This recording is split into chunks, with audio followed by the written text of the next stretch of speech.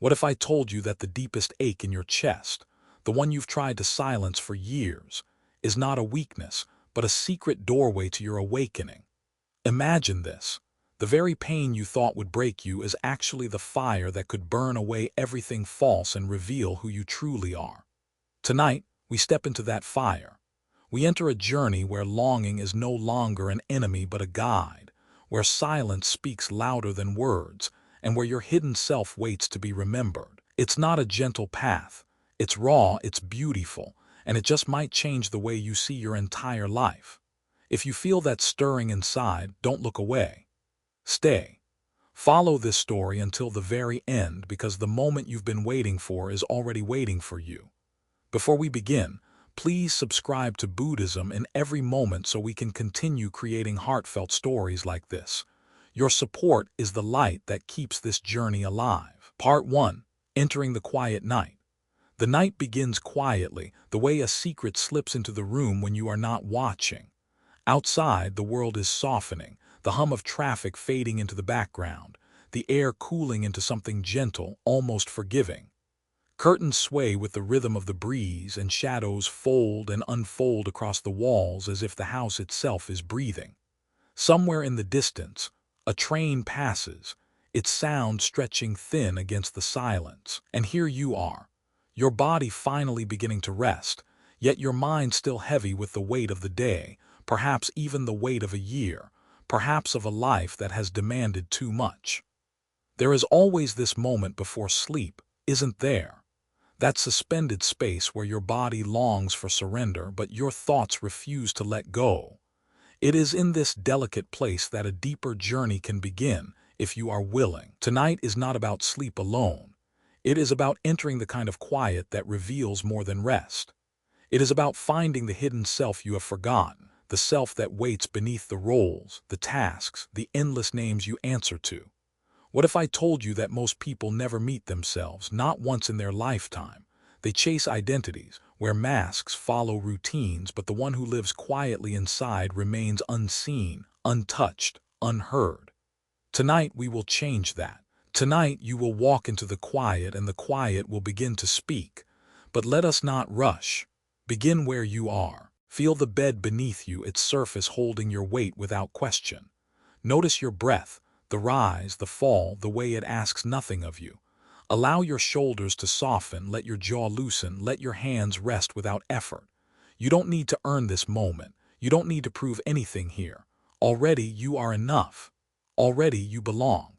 As you sink deeper into stillness, imagine the night as a vast field opening before you. Each thought you've carried through the day is like a small stone you can set down at the edge of the field. Lay them down one by one. The conversation that replayed in your head, the unfinished work, the worry about tomorrow. Place them gently aside. You are not abandoning them. You are simply choosing for now to walk without weight.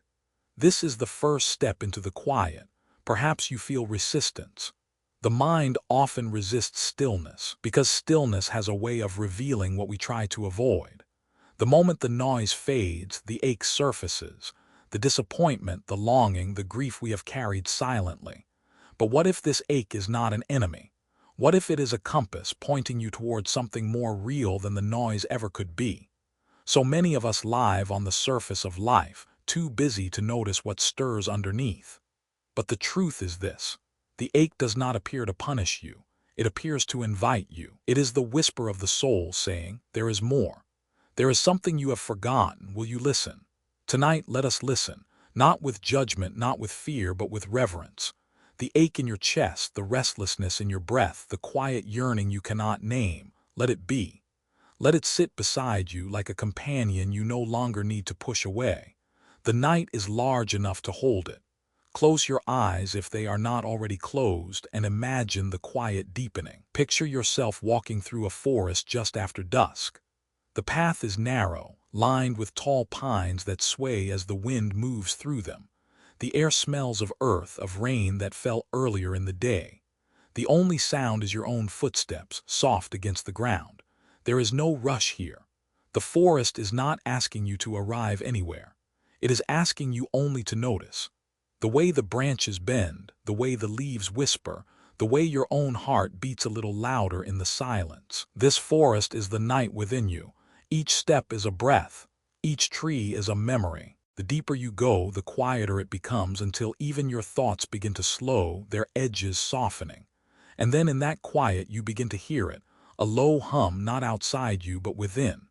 The sound of your own being, the song you have forgotten. It is subtle like a note struck in the distance, but it is there. It has always been there. To enter the quiet night is to enter yourself. Not the self that is shaped by labels or history, but the self that simply is. The self that watches, the self that has always been here, patient, waiting for you to return. You may call it soul or spirit or awareness. It does not need a name, it only needs your presence. Stay with this presence for a moment. Notice how it feels when you stop trying to fix, stop trying to chase, stop trying to become. Notice the relief in not having to be anything but what you already are. In this relief, something begins to shift. The quiet does not feel empty anymore. It feels alive, as if the night itself is breathing with you. And here lies the paradox. The more you soften into the quiet, the more awake you become. Not the frantic wakefulness of a racing mind, but the gentle wakefulness of one who finally sees clearly. The shadows no longer frighten you. The silence no longer presses against you. Instead, they hold you. They remind you that you are part of something vast, something endless, something sacred. What if you lived your whole life asleep and never knew it? What if you mistook routine for reality, distraction for truth? Most of us do. We wake each morning, we follow the same patterns, we move through the hours like actors reciting a script.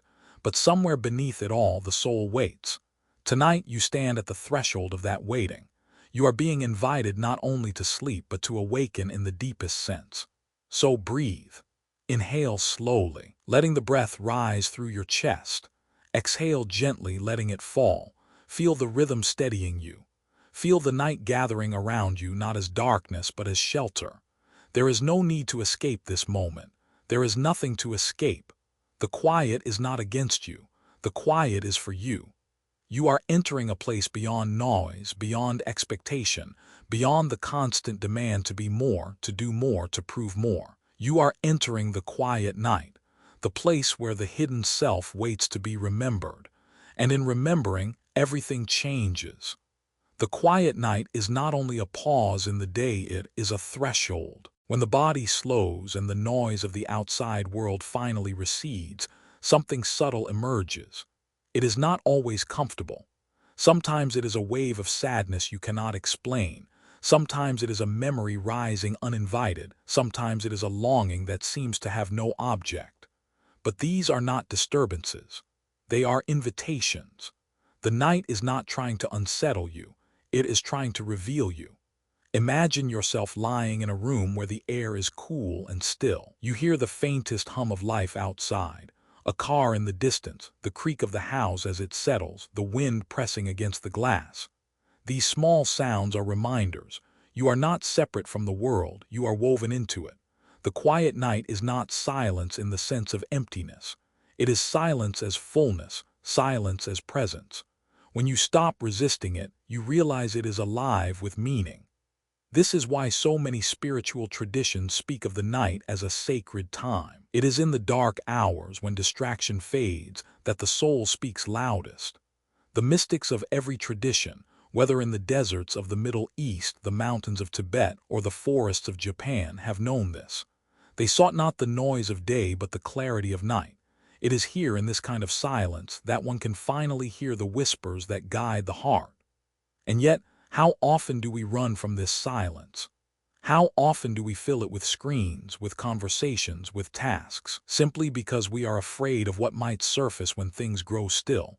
We forget that silence is not an enemy. It is the soil in which we grow. Tonight, I ask you to stay, to remain with the quiet, even if it feels heavy at first. Because if you lean into it, something begins to unfold. The quiet night becomes not just an absence of noise, but a presence of truth. It becomes a mirror, reflecting back the things you have hidden from yourself in daylight. It shows you where you are carrying too much, where you are clinging too tightly, where you have forgotten to breathe. There is a story told among Zen teachers, A student once asked his master, "What is enlightenment?" The master answered, "When hungry, eat. When tired, sleep." At first the student was confused. Isn't that what everyone does? But the master shook his head. No, when others eat, they think of 100 things. When they sleep, they dream of tomorrow. When I eat, I eat. When I sleep, I sleep. The lesson is simple but radical. To live fully in the moment is to awaken. And so, as you lie here tonight, do not merely wait for sleep. Live this moment. Notice it. Be here fully. Feel the sheets against your skin, the rise of your chest, the release of your breath. This is not just preparation for rest. This is the practice of wakefulness. This is how you enter the quiet night, not by escaping life, but by embracing it so completely that even the smallest detail glows with meaning. Perhaps right now, as you listen, you feel the weight of something you have been carrying. Maybe it is the memory of a conversation that did not go the way you hoped. Maybe it is the ache of a dream deferred, or the fear that tomorrow will bring more of the same. Let it be here. Do not push it away. The night is spacious enough to hold it. You are spacious enough to hold it. When Rumi wrote, "Stop acting so small. You are the universe in ecstatic motion," he was not offering a metaphor for comfort. He was pointing to this truth. Inside you is an immensity far greater than your fears. To enter the quiet night is to begin to sense that immensity. It is to recognize that you are not the sum of your anxieties or your routines. You are not the limitations you've inherited from family, from society, from your own doubts. You are more. You are vast. But here lies the paradox. You do not discover your vastness by running away from your pain. You discover it by walking directly into the quiet, by feeling the ache, by breathing through it. Only then do you realize that the ache is not endless, that the fear does not define you. They are passing weather, and beneath them lies the sky, wide, infinite, unbroken. That sky is your true nature. So tonight, as you rest, imagine your life as a series of skies. Some days are stormy, some are bright, some are gray and unremarkable. But through it all, the sky itself remains unchanged. You are that sky. The quiet night is your chance to remember this. There is something profoundly humbling about the night. It does not ask you who you are. It does not demand that you prove yourself. It simply holds you. Whether you come weary or joyful, broken or whole, it makes no distinction. The night receives all things. This, too, is a lesson. You do not need to earn your belonging. You already belong. The quiet night does not ask for your resume. It asks only for your presence. And perhaps this is what makes it so difficult. To simply be present can feel impossible in a world that constantly measures us by what we produce, what we achieve, how much we earn, how busy we are. But here, none of that matters. The quiet night does not measure you. It does not compare you. It simply says, "Be here, that is enough." Take another breath. Inhale slowly, exhale softly. As you breathe, imagine your body as a river. With each inhale, water flows in, cool and fresh. With each exhale, water flows out, carrying with it the day's debris. You do not need to force this river. It flows naturally as it always has. You are the river, you are the flow. Somewhere deep inside, you may feel a stirring. It is subtle but unmistakable. A sense that there is something waiting for you, something just beyond the edge of your awareness. This is the beginning of the journey. It is not a grand revelation, not a thunderclap from the heavens. It is quieter than that, more intimate. It is the soft knock of the soul, asking, "Are you listening?" To enter the quiet night is to answer, "Yes, I am here, I am listening." The path will not always be comfortable. Stillness has a way of bringing to the surface what we have long ignored, but this is the gift. For what is ignored festers, what is faced begins to heal. The quiet night is not here to harm you. It is here to heal you if you are willing to stay. Think of the way dawn always follows night. No matter how long the darkness lingers, the light always comes. In the same way, whatever ache you feel tonight, whatever weight presses against you, will not last forever. It is part of a cycle, a rhythm. To resist it is to prolong it. To face it is to allow it to move through you to complete its course. And so tonight we begin by facing, by staying, by breathing, by listening.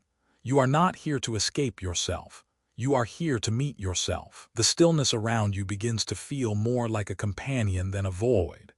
In the quiet, there is room for the heart to unfold, and with each breath, you become more aware of the sensations that pulse through you, the subtle ache of your body, the silent flutter of thoughts drifting through your mind, the faintest whisper of something you can't quite name. These are not interruptions. They are part of the conversation between your soul and the night, an invitation to witness what lies beneath the surface of your usual awareness. Many of us live in a state of constant motion. Our days are filled with tasks, conversations, errands, and obligations. We rush from one moment to the next, often never truly present. And when we do pause, it's usually to sleep, to rest our bodies while our minds continue to race. But true rest is not just the absence of activity, it is the presence of peace. True rest happens when you surrender, not only your body but your mind as well. And so, as you lie here tonight, ask yourself, can I allow this moment to be enough? Can I sit quietly with all that I am without the need to rush, without the need to fix anything, without the need to do anything? Can I simply be? This is not an easy question to answer. In our world, we are constantly told that value comes from doing, from achieving, from being productive. But in this quiet, there is an opportunity to shift that perspective. In this space, value is not measured by what you accomplish or produce. It is measured by what you experience, by how deeply you feel the current of life flowing through you, by how attentively you listen to the whispers of your heart, by how completely you surrender to the present moment. Take another deep breath now. Feel the air filling your lungs, then slowly release it, letting go of whatever tension you are holding. With each exhale, imagine you are shedding the layers that no longer serve you, the fear of not being enough, the guilt for not doing more, the shame of feeling unworthy. Let these layers fall away like old skin, leaving you bare and open to the truth of who you are. You may notice that the quiet is not completely empty. There is a hum, a vibration in the stillness. It is the rhythm of your own being, the pulse of the universe flowing through you. This rhythm is not something you need to create. It is already there, in the way your heart beats, in the way your breath moves, in the way the world turns. All you need to do is listen.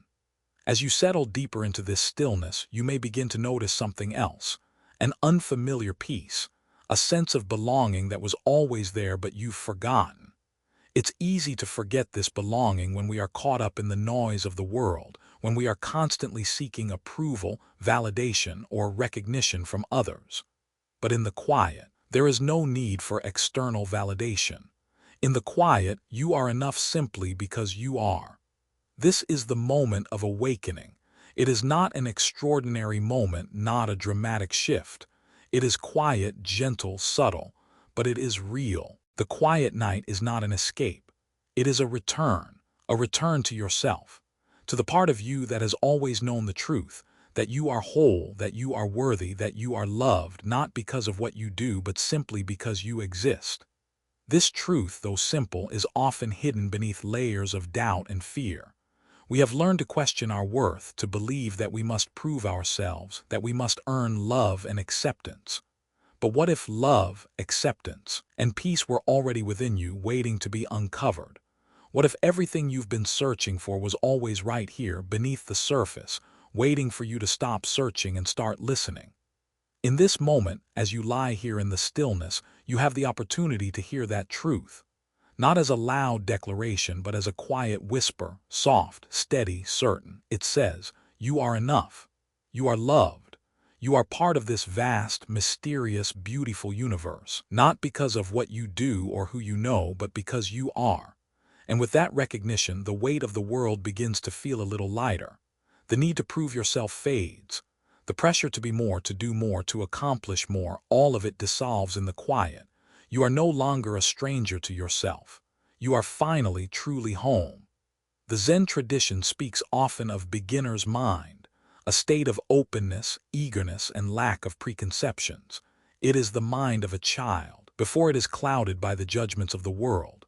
To enter this state is to see everything as if for the first time, fresh, new, full of possibility. It is to meet each moment with curiosity and wonder, without the burden of past experiences or future expectations. Imagine for a moment that you are seeing your life for the first time. Imagine that all of the stories you've told yourself about who you are, about what you've done, about what you still need to achieve, are erased. Imagine that all you have is this moment, this breath, this experience. How would you live? How would you move through the world? What would you see? You may think that this is impossible.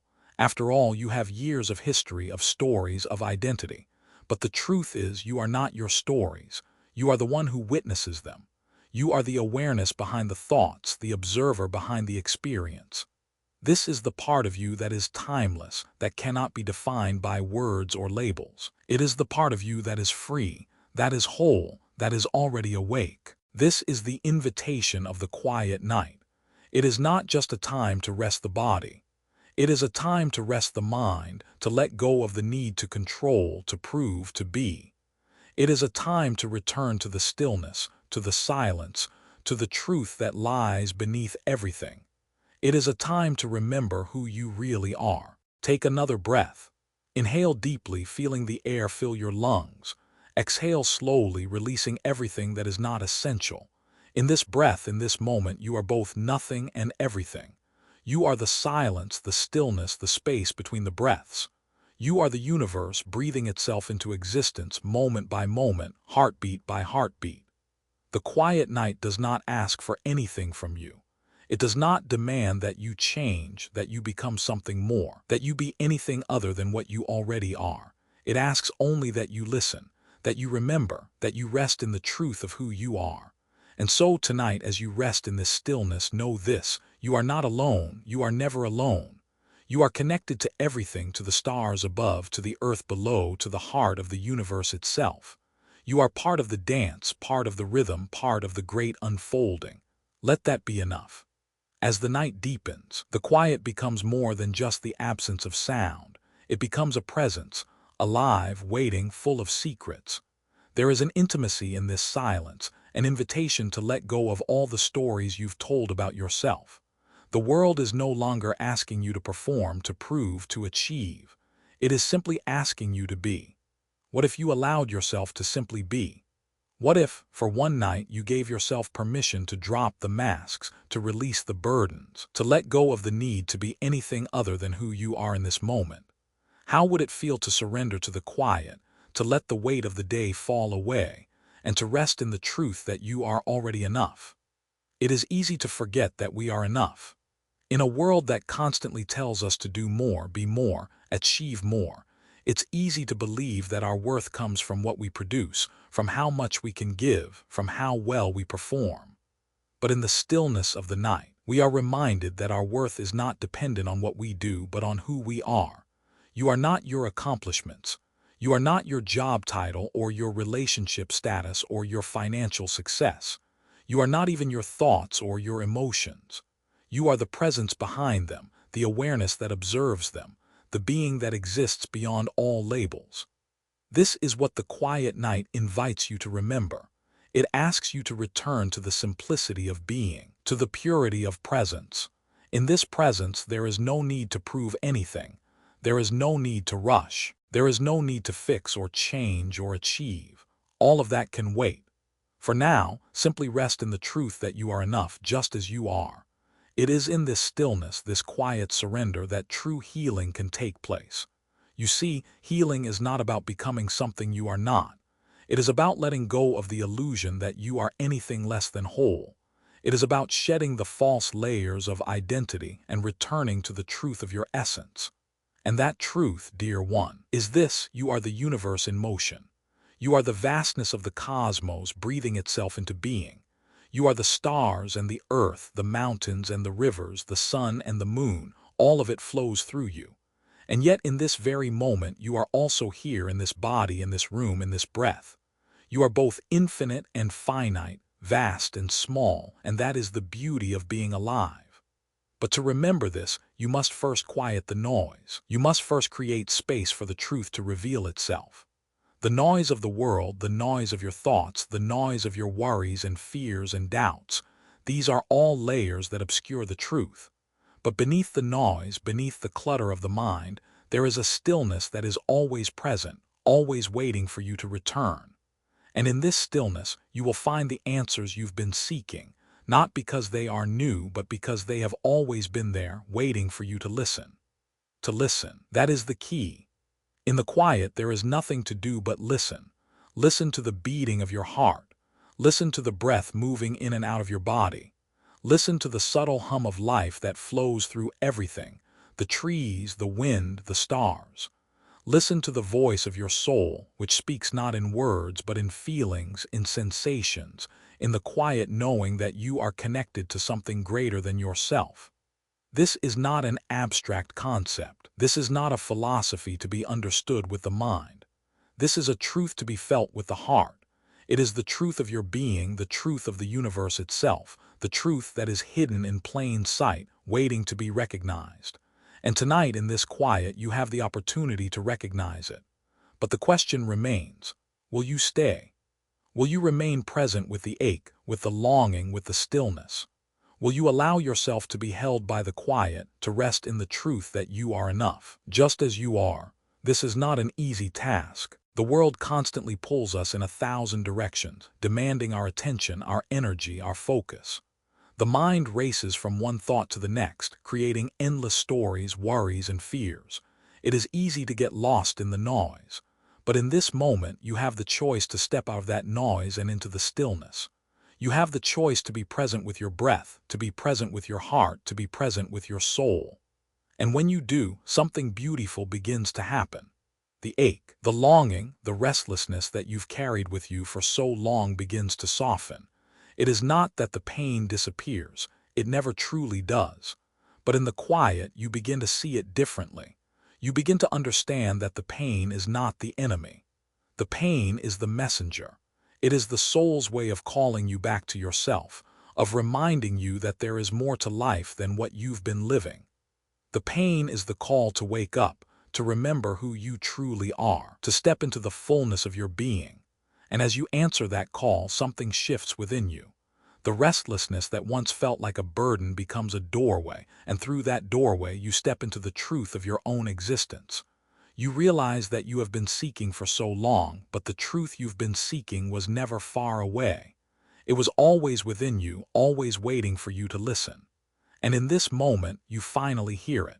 You are not separate from the universe. You are the universe experiencing itself. You are not alone. You are connected to everything, to every being, to every star, to every breath. And in this connection, there is peace. There is love. There is acceptance. There is belonging. So as you lie here tonight in the quiet, let yourself rest in this truth. Let yourself rest in the stillness. Let yourself be held by the night, by the stars, by the breath that moves in and out of your body. There is nothing you need to do, nothing you need to prove, nothing you need to fix. You are enough just as you are. And as you rest in this truth, let go of the stories you've been carrying, the weight you've been holding. Let the quiet night hold you just as it holds everything else. And in that holding, allow yourself to return to the truth of who you are. Part 2. The Dawn Breeze and the Hidden Self. The breeze at dawn has secrets to tell you. Don't go back to sleep. This line from Rumi is not just about the literal moment when the day begins, when the first light brushes the sky. It speaks of something deeper, a moment when the soul, unburdened by the weight of the world, comes close to the truth. It is the stillness just before the sun rises, where the silence holds the potential of new beginnings, of realization. It is a whisper from the universe, waiting to be heard, waiting for the moment when we are awake enough to listen. Imagine, if you will, standing at the edge of the Grand Canyon as the sky shifts from dark to light. The wind carries the coolness of the night, and the vast expanse of the canyon stretches before you, a reminder of the timelessness of the earth. The first rays of sunlight break over the horizon, casting a golden glow on the red rocks. The landscape is bathed in a new kind of light, one that is both familiar and foreign, as though the day is unfolding for the first time. This is the moment Rumi speaks of, the dawn breeze carrying with it the secrets of the universe. But these secrets are not for the mind, they are for the soul. And in order to hear them, we must be still, We must listen beyond the noise of our daily lives. We must let go of the distractions that keep us tethered to the surface of life and allow ourselves to sink into the depth of the present moment. It is easy to ignore these moments of awakening. In the rush of our daily routines, we move from task to task, from thought to thought, without ever truly pausing to take in the world around us. We wake up to check our phones, to answer emails, to get on with the business of the day. We rarely step outside to breathe in the first light, to feel the cool breeze, to listen to the quiet hum of the earth beneath us. But the truth is that these moments, the ones before the world begins, hold something sacred. They hold the potential for transformation. They offer us a chance to reconnect with the essence of who we are, to remember that we are not just the roles we play, the tasks we perform, or the identities we wear. We are something deeper. We are the awareness that witnesses all of it. The practice of mindfulness, or sati in Buddhism, teaches us to be present in the moment, to be fully awake to the life unfolding before us. It is not about chasing after thoughts or worries or desires. It is about simply being here now, with full awareness. When we practice mindfulness, we are not lost in the past or the future. We are rooted in the present, where everything is alive and real. We experience the world as it is, without the filters of judgment or expectation. It is in this space that the secrets of the dawn breeze reveal themselves. What if, instead of reaching for your phone first thing in the morning, you stepped outside and allowed yourself to breathe in the quiet of the dawn?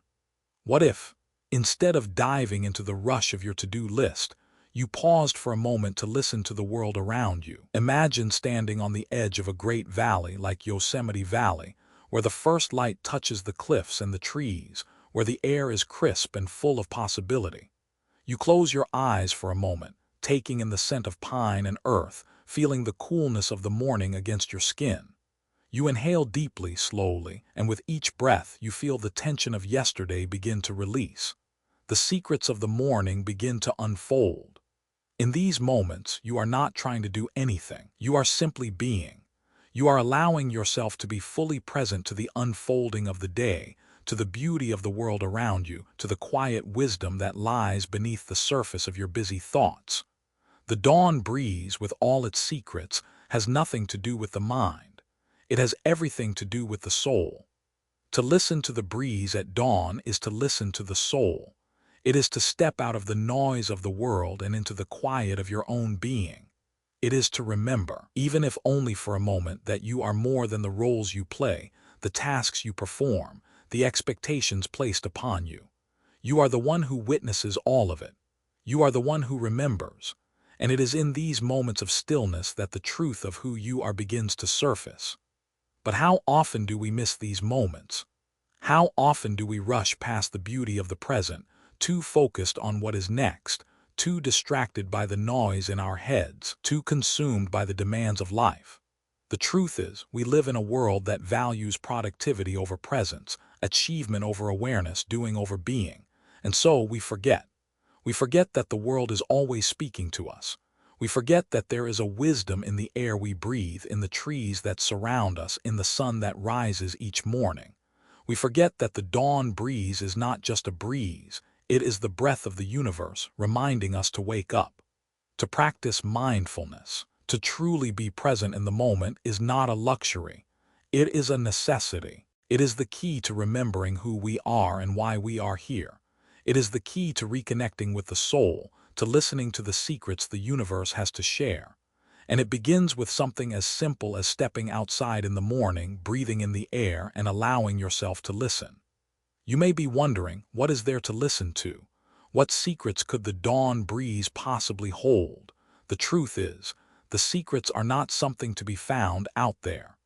They are already within you. They are the whispers of your own soul, the quiet knowing that there is more to life than what meets the eye.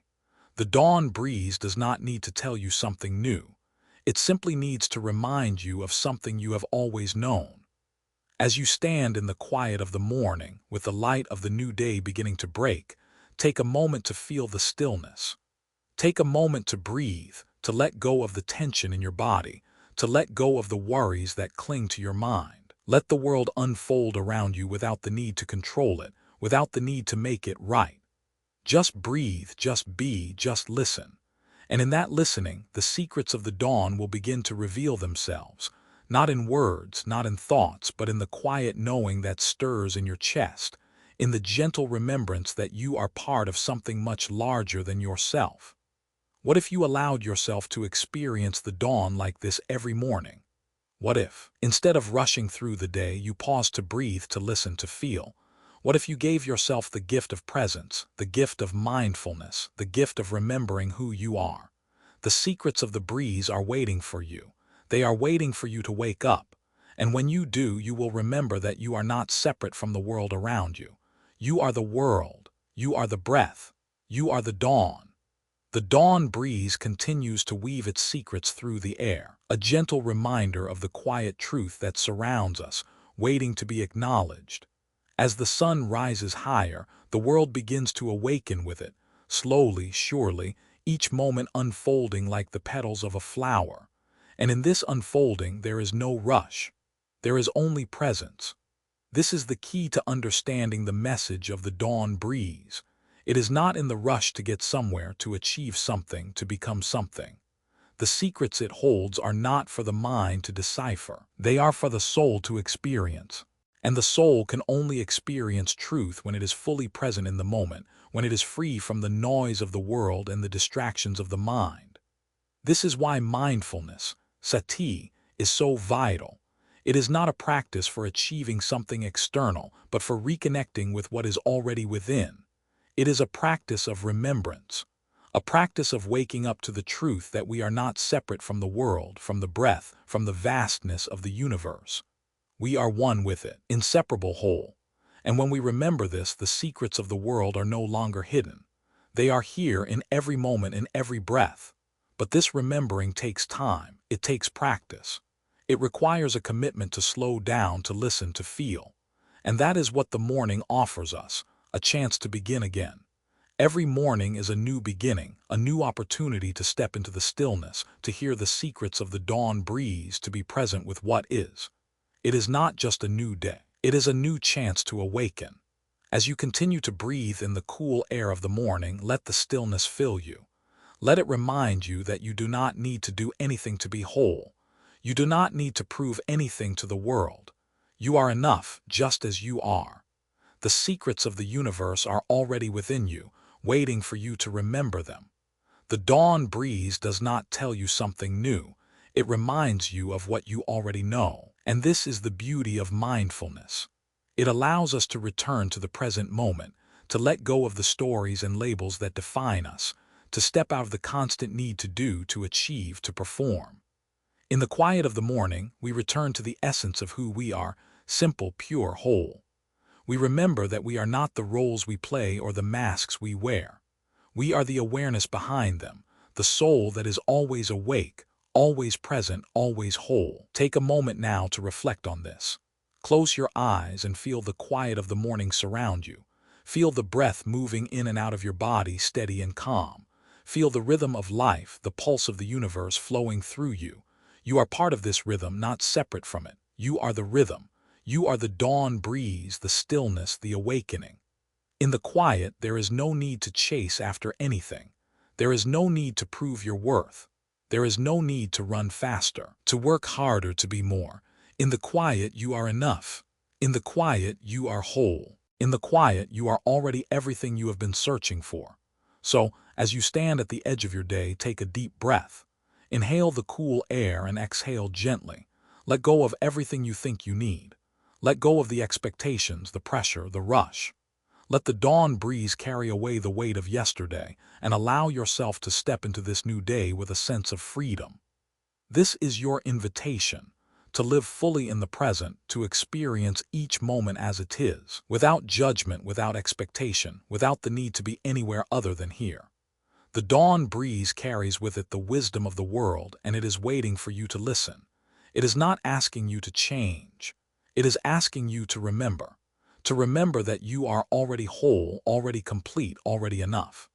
And in this remembering, you will find the freedom to live fully, to be fully awake, to embrace the beauty of each moment without fear, without doubt, without hesitation. This is the gift of mindfulness, the gift of being present with the world, with your breath, with your soul. As you continue on your journey, carry with you the lessons of the dawn breeze. Let it be a reminder that you are part of something vast, something beautiful, something alive. You are not separate from the world. You are the world experiencing itself through your being. And in this realization, you will find peace. You will find love. You will find truth. So, as the day begins to unfold, take one last deep breath. And with that breath, let go of everything you think you need to do. Let go of the expectations, the worries, the fears. Let the dawn breeze carry them away and step into this new day with a heart full of presence, full of love, full of truth. You are awake. You are here. And that is enough. Part 3. The sacred ache longing as a compass. The ache. The deep, lingering discomfort that sits in the chest and the soul, uninvited but persistent.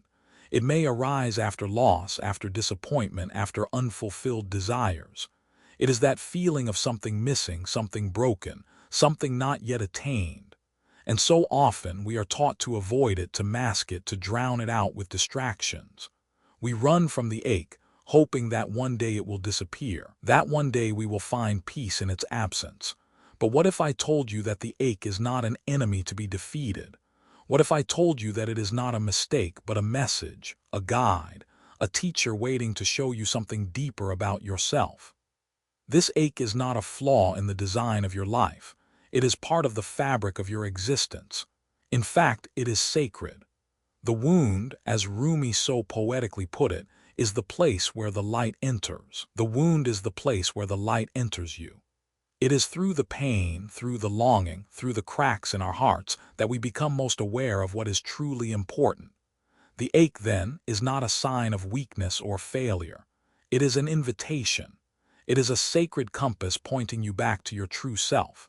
It is the signal that something deeper is calling you, that the soul is yearning to be seen, to be heard, to be acknowledged. We all experience this ache in different forms. Perhaps it is the ache of unspoken dreams, the sense that life has not turned out quite as you had hoped. Maybe it is the ache of loneliness, even in the midst of a crowd, feeling disconnected and adrift. Maybe it is the ache of a broken heart, the quiet sadness that lingers after the end of a relationship or the loss of a loved one. Or maybe, like so many of us, you experience the ache in your daily work. The stress of deadlines, the weight of unfulfilled expectations, the pressure to constantly do more and be more. This ache is universal. It takes many shapes, but it is always there, always calling to us, always waiting for us to listen. In the teachings of Buddhism, this ache is not seen as something to be avoided or denied. It is understood as dukkha, a fundamental aspect of life. Dukkha is often translated as suffering, but it is more accurately understood as the pervasive sense of dissatisfaction, the feeling that something is always missing. In a way, dukkha is the natural state of life, the recognition that all things are impermanent, that nothing lasts forever, that every joy is followed by a shadow and every happiness is fleeting.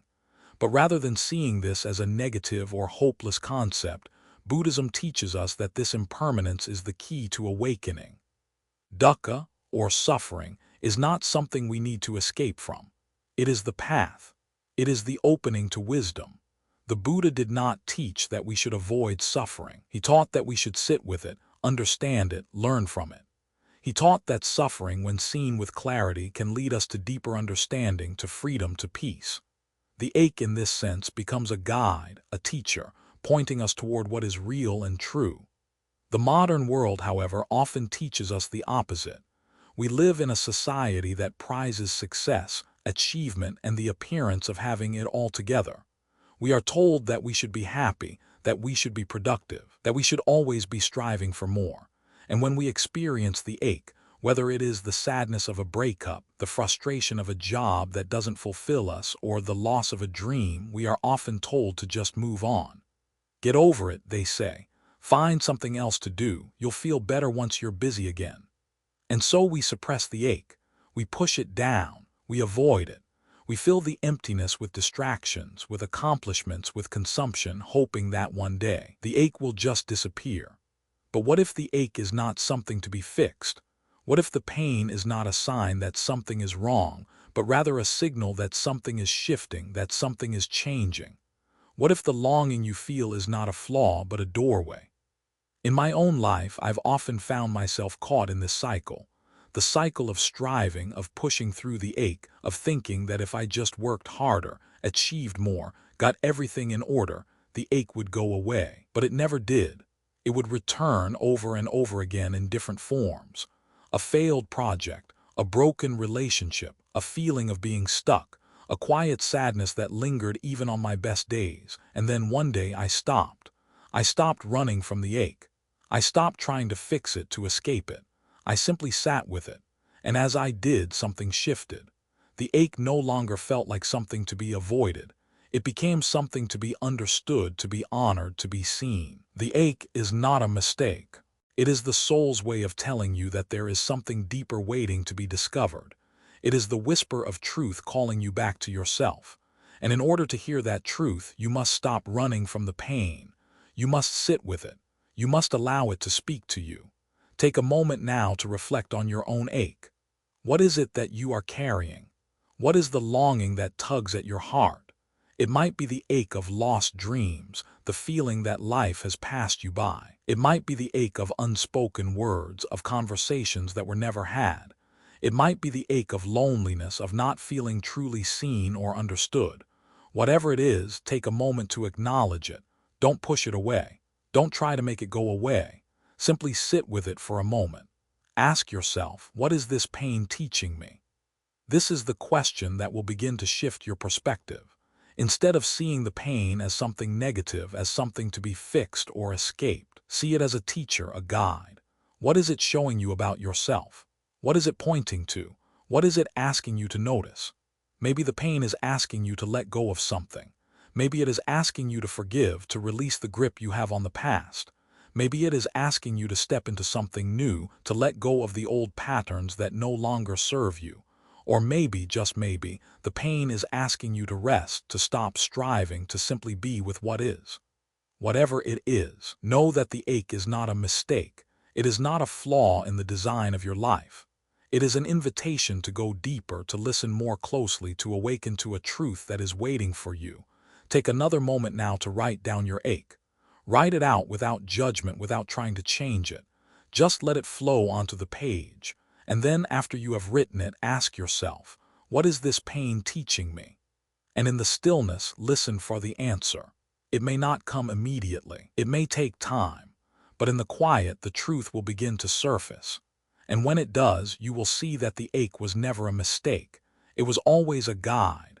It was always leading you towards something deeper, something truer. And when you are ready, you will be able to release the ache, not as something to be rid of, but as something that has served its purpose. You will be able to step into the next chapter of your life with the wisdom of the ache and the truth that it has revealed. Part 4. What you seek is seeking you. What you seek is seeking you. These words from Rumi are not mere poetry. They are a declaration of truth, a luminous thread that connects the human heart to the vast, mysterious web of the universe. To read them is not simply to encounter a clever phrase, but to confront a reality that underpins every longing, every ache, every desire that has ever stirred within you. They speak of a truth that dissolves the boundaries we construct between inside and outside, between self and other, between wanting and receiving. The yearning in your heart is not a lonely echo in an indifferent cosmos. It is a dialogue, a call and response, a pulse that vibrates in rhythm with the universe itself.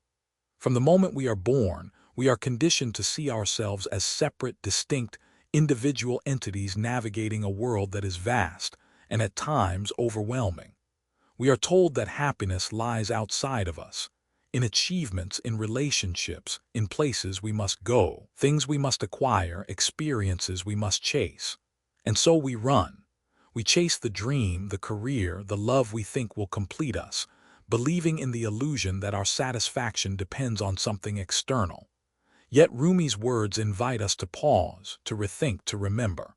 The desire, The longing itself is proof that you are already part of the movement of life. That which you seek has never left you. It has been advancing toward you all along. Consider a journey many have taken to find meaning in life, the Camino de Santiago in Spain. Pilgrims walk for hundreds of miles, carrying their hopes, regrets, and questions along the winding paths through hills, forests, and ancient villages. The walk is grueling. Feet ache, hearts tire, and doubts whisper that perhaps the journey is futile. Yet as the days unfold, something extraordinary happens. The seeking itself begins to reveal the answers. The pilgrim realizes that the meaning, the sense of connection, the purpose, was never at the distant shrine nor at the completion of the route. It was always within, woven into each step, each breath, each encounter with another traveler, each sunrise, each moment of fatigue and reflection. The universe was not distant. The destination was not separate. The seeking and the one doing the seeking were one and the same. This is the essence of the teaching. To long for something is not to acknowledge lack or absence. It is to acknowledge the intricate network of existence in which you are an inseparable node. In Buddhist philosophy, this is interconnection, pratityasamutpada, the law of dependent origination. Nothing arises independently. Everything exists because of everything else. Your longing, your desire, your yearning is not a lonely pulse but a thread in this infinite tapestry. Every heartbeat, every sigh, every step you take resonates in the web of life. You are not outside the flow, you are the flow. And what you seek, what your heart aches for, is not waiting for you somewhere out there. It has always been moving toward you, responding to your call with a silent, steadfast fidelity. Many of us spend lifetimes misunderstanding this. We believe that our desires are evidence of deficiency, that the things we want are lost to us, that we are alone in our pursuit. Yet the very act of longing disproves this. To long is to participate in a conversation with life itself. Your yearning is not a signal of abandonment. It is evidence of presence. The universe is listening. It responds subtly, invisibly, patiently. Just as the pilgrim on the Camino discovers, the pursuit itself is an invitation to awaken to the realization that the source of meaning is never external. It has been within, mirrored and amplified in every step, in every encounter, in every breath of wind that stirs the leaves along the path. The hidden beauty of this truth is that the seeking transforms you even before the seeking is answered. Every desire you harbor, every aspiration, every dream, carries with it a potential not only for fulfillment but for revelation. The very act of seeking stretches the soul, expands the heart, opens the mind to possibilities that previously seemed inaccessible. And yet, it does so without forcing or demanding. The universe is patient. It does not rush.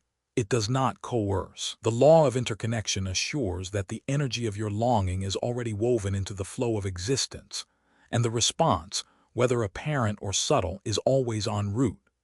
Consider the modern life, full of distractions, obligations, and noise. In the midst of career pressures, financial concerns, the complexity of relationships, and the relentless pace of contemporary society, it is easy to forget that our longing itself is proof of connection.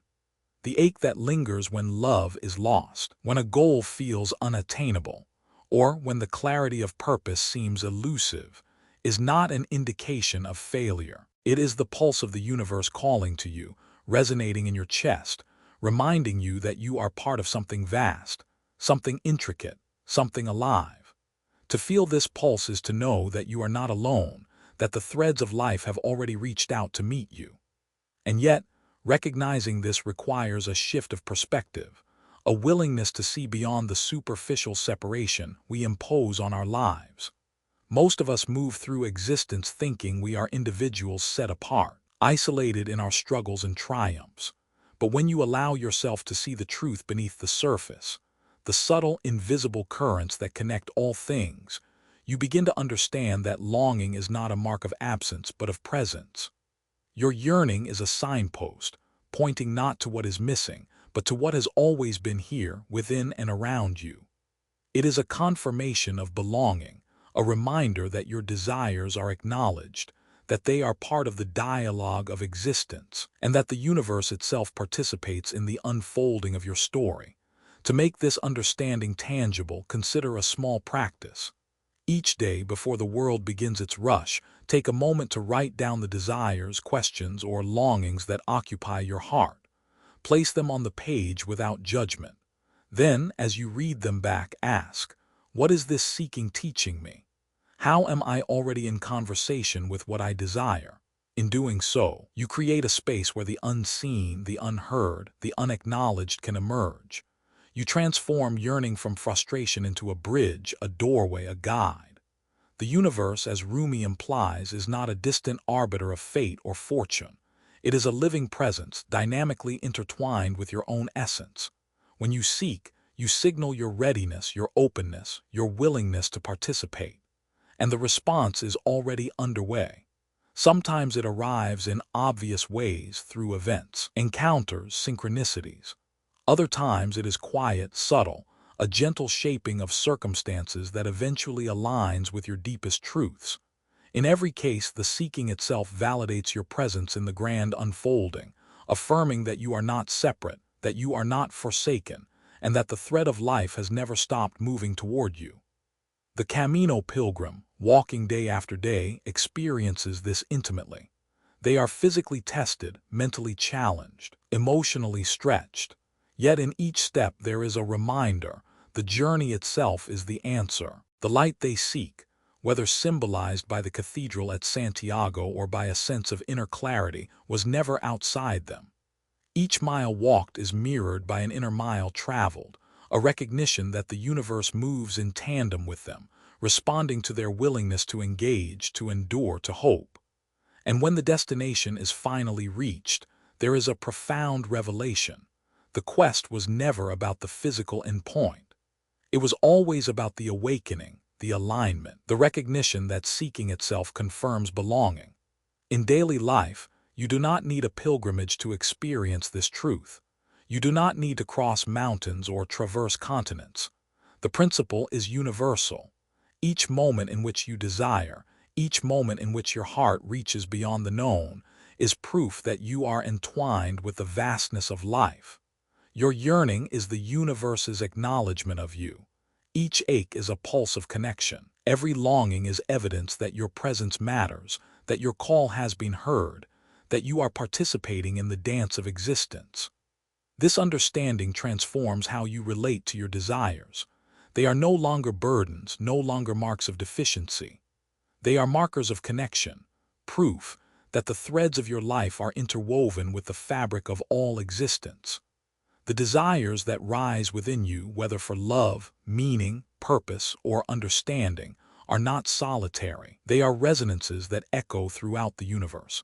They are answered not always in the way you expect, but they are answered. The seeking itself is the response. The movement of your heart is mirrored in the movement of life itself. And so, to live fully in this understanding is to embrace your yearning without fear or shame. To see the ache not as emptiness, but as proof of life. To allow your desires to guide you without being enslaved by them. To recognize that the path you walk, however uncertain or challenging, is never traversed alone.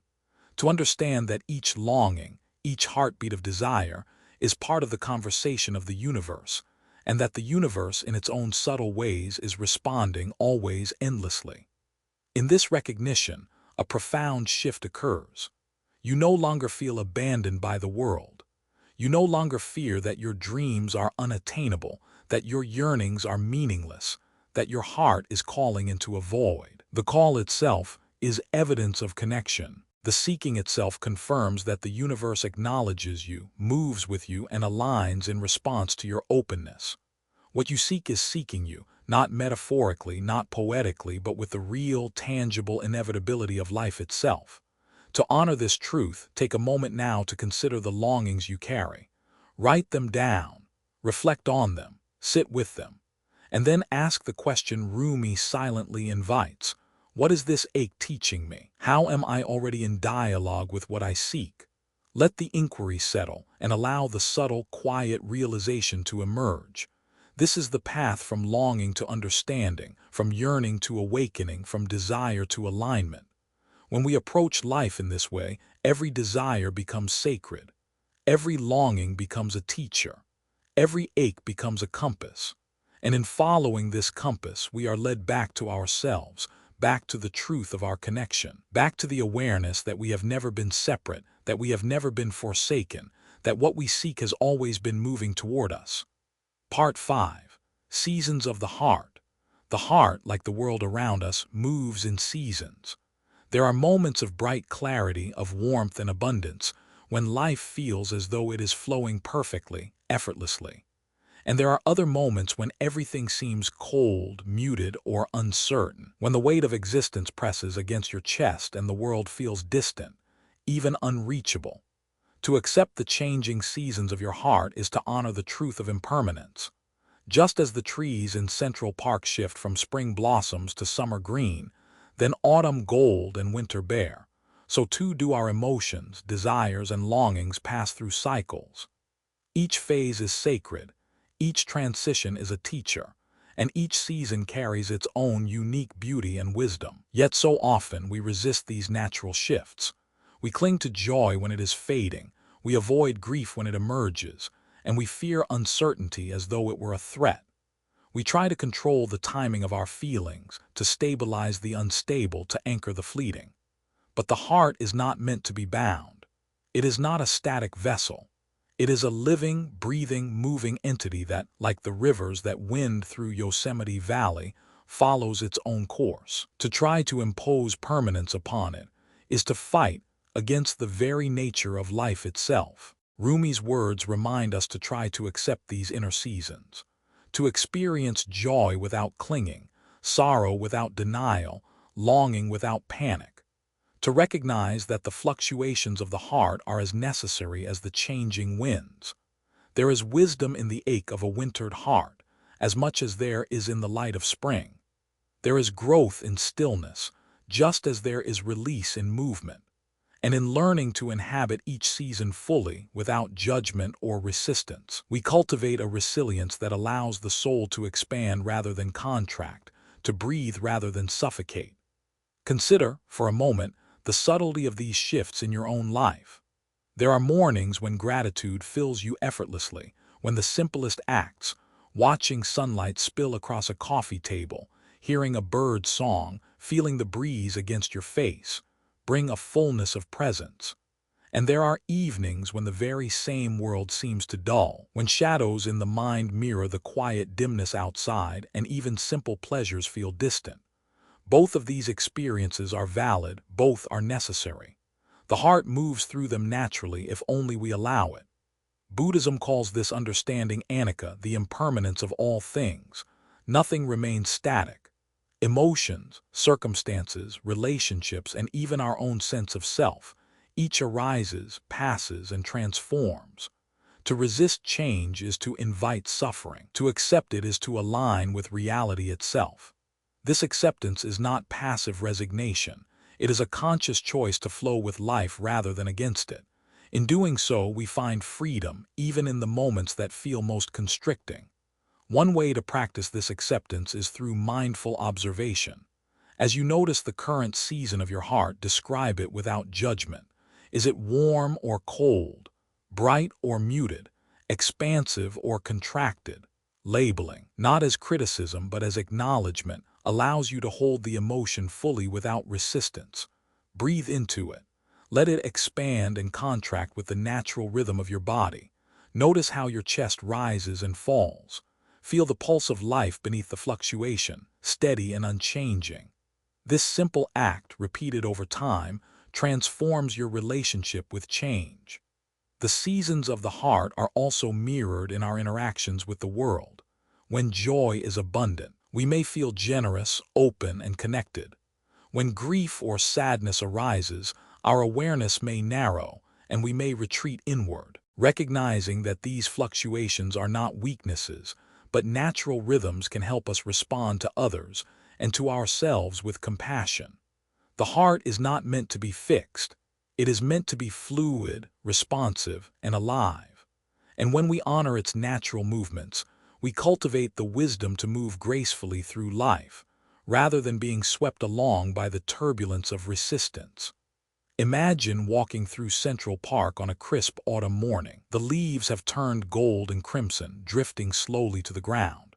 The air is cool, crisp, carrying the faint scent of earth and fallen foliage.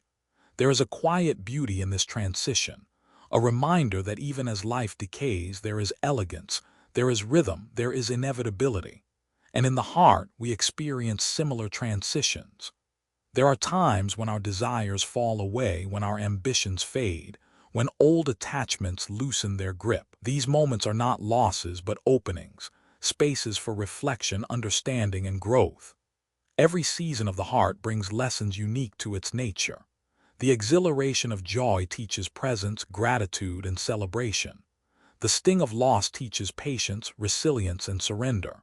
Longing brings awareness, curiosity, and the opportunity to discern what truly matters. And uncertainty, the quiet discomfort of not knowing, brings humility, adaptability, and openness. To recognize these lessons is to live consciously, rather than reactively. It is to inhabit life fully, with all its richness and complexity. In our modern lives, especially in the turbulence of our 30s and 40s, the seasons of the heart can feel particularly intense. Career pressures, shifting relationships, aging, and existential questions all converge, creating periods of turbulence that challenge our capacity to remain centered. Yet these very challenges are also invitations. When a project falls apart, when a relationship ends, when a personal goal feels out of reach, the heart is given the opportunity to recalibrate. We learn to distinguish between fleeting disappointment and enduring truth. We learn to recognize that what we seek externally often mirrors what we need internally: balance, clarity, and alignment with our authentic selves. The practice of mindful reflection can be transformative during these periods. Journaling, meditation, and conscious observation allow us to witness the shifts within our hearts without judgment. Writing down the current season of your heart, describing it in detail, noting the sensations in your body, the thoughts in your mind, and the subtle impulses in your soul, creates awareness. Awareness, in turn, creates space. Space allows the heart to breathe, to move, to transform. And within that space, wisdom emerges naturally. Another essential practice is gratitude. Even in the midst of emotional winters, finding the smallest points of warmth or light cultivates resilience. Gratitude does not erase suffering. It contextualizes it. It allows us to see that even amidst loss or uncertainty, there are moments of beauty, of connection, of presence. Each small acknowledgement is a thread that ties us back to life, reminding us that no season lasts forever, and that each contributes to the ongoing evolution of the heart. Rumi's counsel to accept the changing seasons of your heart is also a reminder to practice gentleness with yourself. Just as we do not force the leaves to remain green against the natural rhythm of the seasons, we do not need to force our hearts to remain in a state of perpetual joy or peace. To resist the ebb and flow of our emotions is to fight against the nature of being. To accept them, to witness them, and to allow them to move naturally is to cultivate harmony with the rhythms of life. In doing so, we also develop empathy for the seasons of others' hearts, understanding that every person is navigating their own cycles of joy, sorrow, longing, and uncertainty fosters compassion. The fluctuations we experience are universal. By observing our own inner seasons, we cultivate patience and kindness toward others, recognizing that their responses, moods, and behaviors are shaped by the same rhythms we experience internally.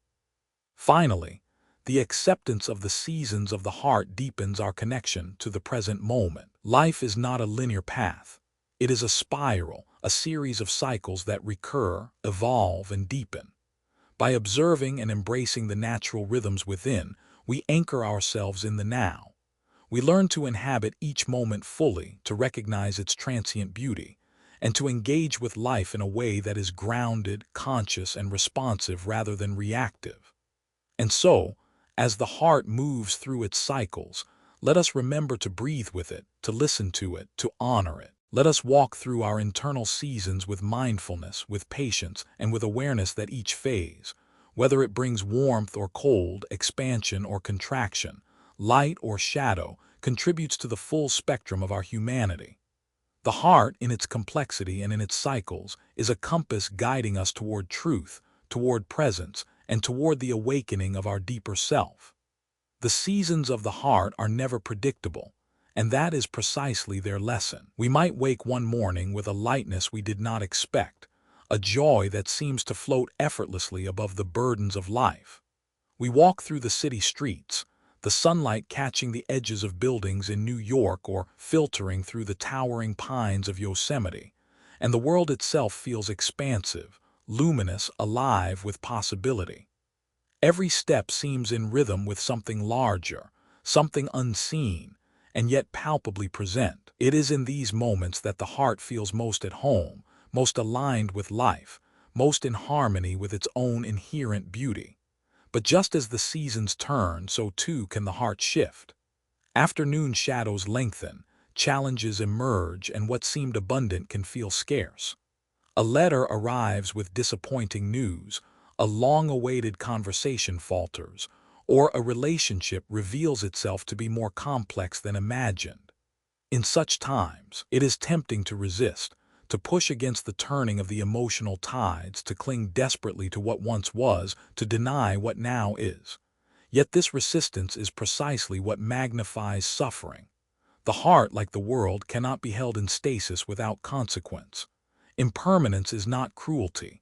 It is nature's law, and it operates whether we acknowledge it or not. The practice of noticing these shifts, without judgment, without resistance, is what leads to wisdom. Imagine a morning hike along the cliffs of the Grand Canyon, where the light changes by the hour, casting shadows that transform the landscape with each passing moment. The same rocks, the same sky, the same river below, but with the shifting light, everything appears new, different, alive. Our hearts operate in a similar way. The emotional currents change, and if we are present, if we are mindful, we see the beauty and the lesson inherent in every transformation. In our modern lives, particularly in the ages of 25 to 55, these inner seasons are often intensified by external pressures. The demands of work, the expectations of family, the subtle and overt judgments of society, and the relentless pace of information all collide, creating emotional storms that can feel overwhelming. Perhaps it is a career setback that challenges your sense of identity. Perhaps it is the loss of a friendship, the end of a romantic relationship, or a quiet awareness that the life you imagined is diverging from the life you inhabit. The heart is confronted with disappointment, longing, fear, and doubt. But these are not punishments. They are invitations to engage with the reality of life on a deeper, more conscious level. Rumi's counsel, to accept the changing seasons of your heart, is both radical and simple. It is radical because it asks us to relinquish control over the very center of our being, to surrender to the flow of our emotions and desires, to trust that the fluctuations themselves are instructive and necessary. It is simple because, at its core, it is a practice of observation. To notice, to breathe, to be present with what is, rather than resisting, denying, or overcomplicating. To integrate this practice into daily life, one might begin with a ritual of mindful awareness. Each morning, before the distractions of the world intrude, pause for a moment. Sit quietly, close your eyes, and observe the state of your heart. What season is it in today? Is it spring, vibrant with new possibility? Is it autumn, reflective and tinged with nostalgia? Is it winter, heavy with solitude or sorrow? Or perhaps it is summer, expansive, warm, and full of gratitude. Notice the physical sensations, the thoughts that arise, the subtle currents of emotion. Document them if you wish, but do not judge them. Simply observe. This practice aligns closely with the Buddhist principle of mindfulness, or sati. Mindfulness is not a technique to force the heart into happiness or stability. It is the awareness of what is, fully, honestly, without distortion. When we practice sati, we recognize impermanence. We acknowledge the natural movement of our inner landscapes, and we cultivate a compassion for ourselves that mirrors the compassion we extend to others. We learn that joy and sorrow, expansion and contraction, are not opposites to be conquered, but natural rhythms to be witnessed. The acceptance of emotional seasons also fosters resilience. When the heart understands that grief will pass, that longing will shift, that happiness may fade and return, we develop an inner steadiness. We learn to ride the waves of our internal climate without being capsized by them. This does not mean we dull our experience or avoid our feelings. Rather, we engage with them fully, knowing that each moment is temporary and that the shifting currents carry with them lessons, growth, and insight. Consider, for example, the experience of a midlife transition. The challenges of the 30s and 40s often confront us with questions about purpose, identity, and fulfillment. A career that once inspired may feel stagnant. Relationships may require reevaluation. The body itself changes, and with it, our sense of vitality and possibility. These shifts can trigger a profound emotional response, an internal season of uncertainty, anxiety, or longing. But within this season lies an invitation to examine what truly matters, to reassess priorities, to align more closely with one's authentic self. The ache of transition is a compass, pointing the way toward deeper alignment and clarity. Walking this path requires patience. Just as no spring can be hurried into summer, no emotional shift can be forced or bypassed. The heart requires time to process, to feel, to integrate. Meditation, reflection, journaling, and mindful observation are all tools that support this process. By naming the season of the heart, by breathing into it, by observing it without judgment, we allow the inner climate to shift naturally. We cultivate a rhythm of awareness that mirrors the rhythm of life itself. And in recognizing the interconnectedness of all things, the heart's seasons are no longer experienced in isolation. Every change, every transition, is part of a larger web of existence. The ache of longing, the surge of joy, the stillness of contentment, they are all expressions of the same life force that flows through rivers, mountains, and skies. Observing this interconnection deepens our sense of empathy, not only for ourselves but for others. We begin to understand that just as our hearts move through seasons, so do the hearts of those around us. We learn to respond with patience, compassion, and understanding, recognizing that each person is navigating their own internal rhythms. Nature, too, offers lessons in this regard. Standing on a quiet hillside at sunrise, or observing the change of leaves along the trails of Yosemite, we see the natural cycles unfold with grace and inevitability. The seasons are neither resisted nor lamented by the earth. They move through birth, growth, decay, and renewal with an effortless wisdom. The heart, too, can learn this rhythm.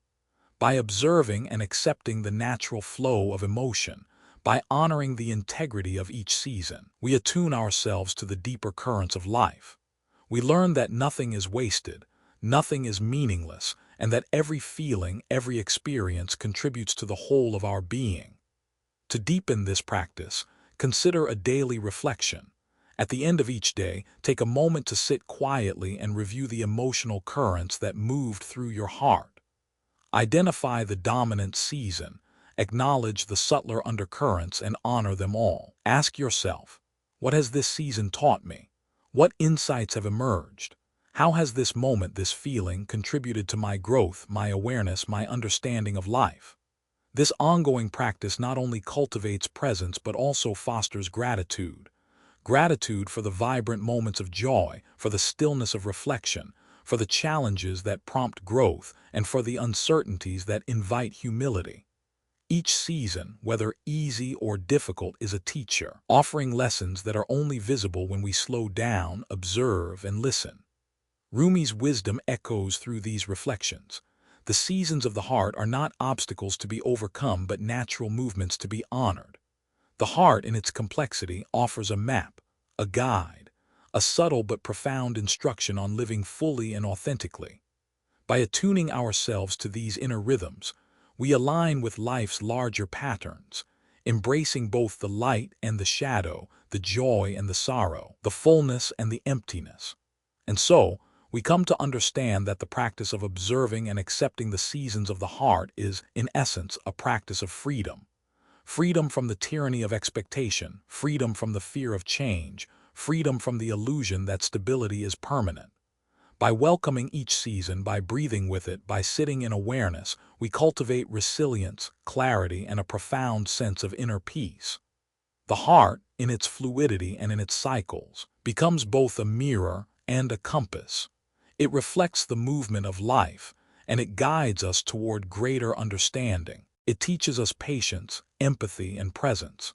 It reminds us that no season lasts forever, that change is natural, and that every transition carries within it the seeds of growth, renewal, and awakening. The quiet moments of reflection reveal the subtlety of the heart's rhythms. As the seasons shift, so too does the depth of awareness that emerges when we allow ourselves to fully experience each stage. There are times when the heart feels heavy, burdened with unresolved grief or the lingering echoes of past disappointment. In these periods, it can feel as though life itself conspires to remind us of impermanence, of the fleeting nature of all things we cling to so tightly.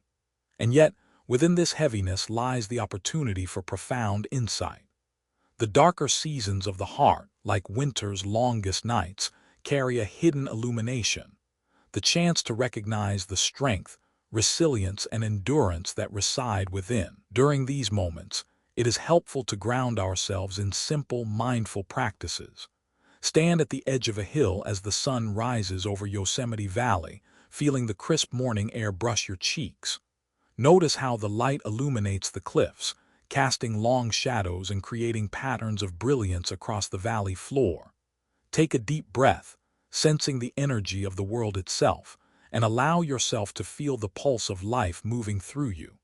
Inhale slowly, exhale fully. With each breath, invite a sense of acceptance for the current season of your heart. There are days when joy and clarity flow naturally, like the river that carves its way through stone, unstoppable and fluid. And there are days when the heart feels heavy, caught in the eddies of doubt, fear, or longing. Each season has its own texture, its own color, its own lessons. To observe and honor these fluctuations is not to surrender to them passively, but to engage actively with the rhythm of life itself. We learn to witness the passing of moods and emotions without becoming attached, without defining ourselves by the transient states that sweep through our consciousness.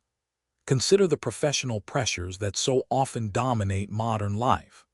The project deadlines, the performance evaluations, the unspoken expectations, all of these can act as stressors, pushing the heart into a tense, contracted state. Similarly, the complexities of relationships, friendships that falter, romantic bonds that shift, familial obligations that challenge our capacity to remain centered, can create emotional turbulence. Even the quiet, unspoken internal conflicts of self-doubt, indecision, and existential questioning can contribute to this inner storm. These are the storms of the heart's winter, and yet, like winter itself, they serve a purpose. They carve space for reflection, for discernment, for the cultivation of inner strength. Rumi's wisdom encourages us not to resist these seasons. Instead, he invites us to walk with them, to move alongside the ebb and flow of our inner world with curiosity and compassion. Try to accept the changing seasons of your heart, he urges. Acceptance is not resignation. It is the acknowledgement of reality as it is. It is the recognition that all things, whether external circumstances or internal states, are impermanent and interdependent. By embracing this perspective, we cultivate resilience, a deep understanding that our emotional experiences are neither permanent nor defining. They are transient phenomena through which we grow, learn, and awaken. The heart's seasons also teach empathy. When we observe our own fluctuations, we begin to see that others experience similar shifts. A colleague's irritability may mirror their inner storm. A friend's quiet withdrawal may signal a winter of the soul. By recognizing the universality of these emotional cycles, we develop patience, understanding, and compassion, both for ourselves and for those around us. Just as nature moves through its seasons without resistance, we too can navigate our inner climates with grace and awareness. Gratitude is another tool that enhances our relationship with the heart's seasons. Even when the heart feels heavy or uncertain, acknowledging the moments of beauty, connection, or insight that arise can illuminate the path forward. In the city streets of New York, a morning walk through Central Park might reveal sunlight glinting off the frost on a quiet pond, a child laughing in the distance, or the gentle rustle of leaves carried by a soft breeze. In these simple, fleeting instances, we can find evidence that life is alive, vibrant, and continually renewing itself. Gratitude for such moments creates space for joy, even amid sorrow, and helps us cultivate a broader perspective on the cycles of our hearts. One practice that can be transformative is the creation of a seasonal journal for the heart. Each week, reflect on the prevailing emotional season and write down the patterns you notice. Describe how your heart feels, what events or circumstances may be influencing its current state, and what insights or lessons arise from these experiences. Over time, this practice reveals patterns, cycles, and tendencies that might otherwise go unnoticed. It also creates a tangible record of growth, demonstrating that each season, no matter how difficult, contributes to the unfolding of your life and the deepening of your awareness. The wisdom of observing the heart's seasons also extends to our interactions with nature.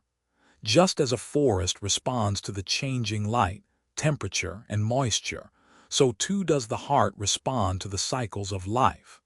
Walking through a forest trail, noticing the subtle shifts in light and shadow, listening to the patterns of bird calls and the rustle of leaves, we can recognize the interconnectedness of all things.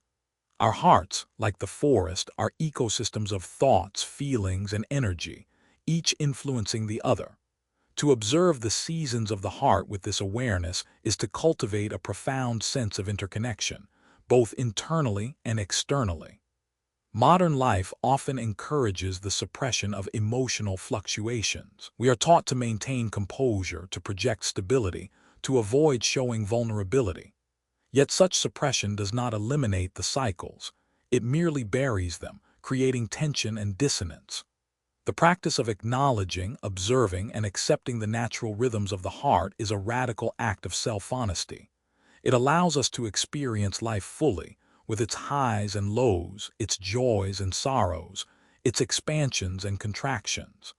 By engaging with our emotional seasons, we cultivate authenticity, depth, and resilience.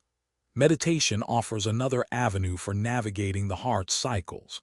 By sitting in stillness and observing the flow of emotions without attachment, we begin to recognize the transient nature of each state. The rising of excitement, the deepening of grief, the subtle emergence of longing, all are noted, acknowledged, and allowed to pass without judgment. This practice, aligned with the Buddhist principle of impermanence, helps us develop equanimity, the capacity to remain balanced amidst the inevitable fluctuations of life. As the seasons of the heart become more familiar, we also develop the ability to anticipate their arrival. Just as we know that autumn will follow summer, we begin to recognize the subtle signs of emotional shifts, tension in the body, recurring thoughts, changes in mood. This awareness allows us to respond skillfully, rather than reactively, to the movement of our inner world.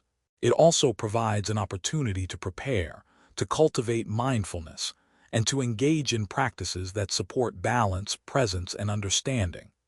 The interplay between longing and fulfillment is also illuminated through this seasonal perspective. Desire, yearning, and aspiration are natural elements of the human experience. They signal movement, growth, and the potential for transformation. When we observe these longings without judgment, without forcing outcomes, without clinging, we discover that the very act of seeking is itself a form of engagement with life. It is through this seeking that we awaken, that we learn, that we expand. Our desires are not failures of contentment. They are invitations to deeper understanding, pointing us toward what is authentic and true within ourselves. Ultimately, the acceptance of the heart's seasons is a practice of trust. Trust that each feeling, each longing, each shift is meaningful. Trust that impermanence is not loss but transformation. Trust that your heart, in its fluctuations, is guiding you toward insight, presence, and awakening.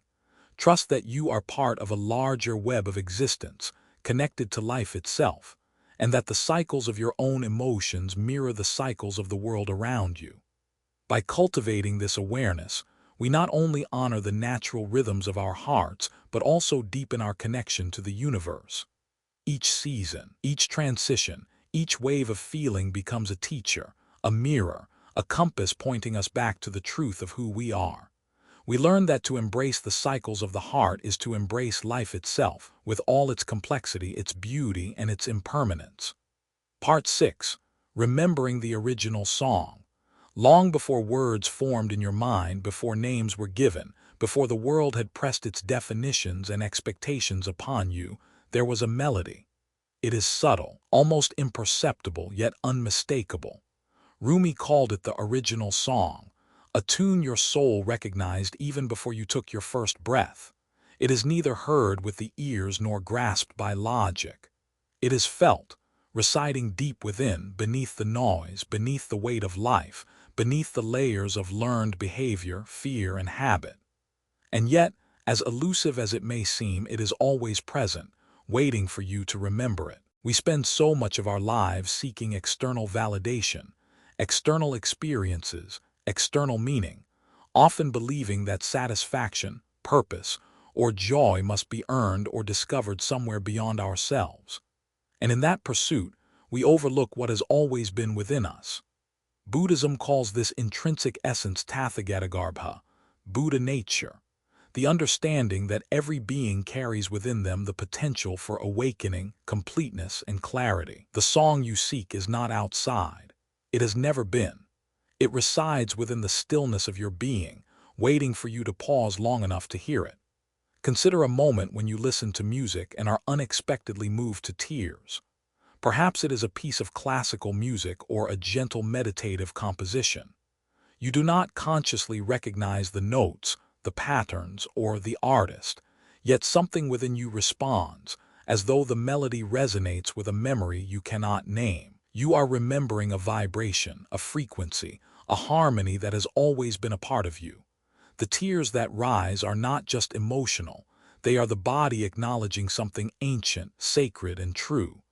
The melody, familiar yet unclaimed, awakens your awareness to the song that has always been there. This song does not require external proof. It does not need accolades, recognition, or repetition. It is intrinsic. In the same way that the sun rises independently of our observation, the song continues to exist, waiting for our attention. And yet, it is in our act of listening that it becomes alive.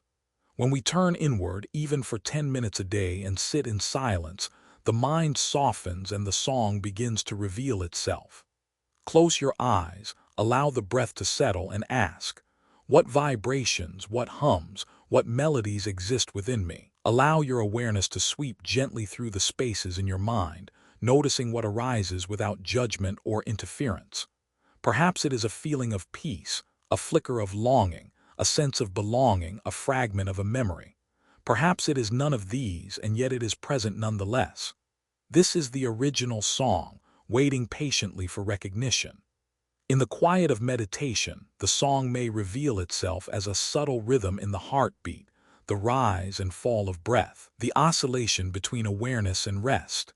It may appear as a mental echo of joy, sorrow, longing, or love. It may even emerge as a sense of resonance with life itself, a feeling that all moments, all beings, all experiences are part of an interconnected web, vibrating together in harmony. The original song is not a melody to be mastered. It is a field of awareness to be accessed, an essence to be remembered. Think of the experience of sitting by a window in the early hours of the morning, sunlight slanting through leaves, birds beginning their songs, the city stirring slowly beneath your gaze. You close your eyes, breathe deeply, and for a moment all the demands, the worries, the noise dissolve. You become aware of a subtle inner music, a rhythm that feels familiar and yet undefinable.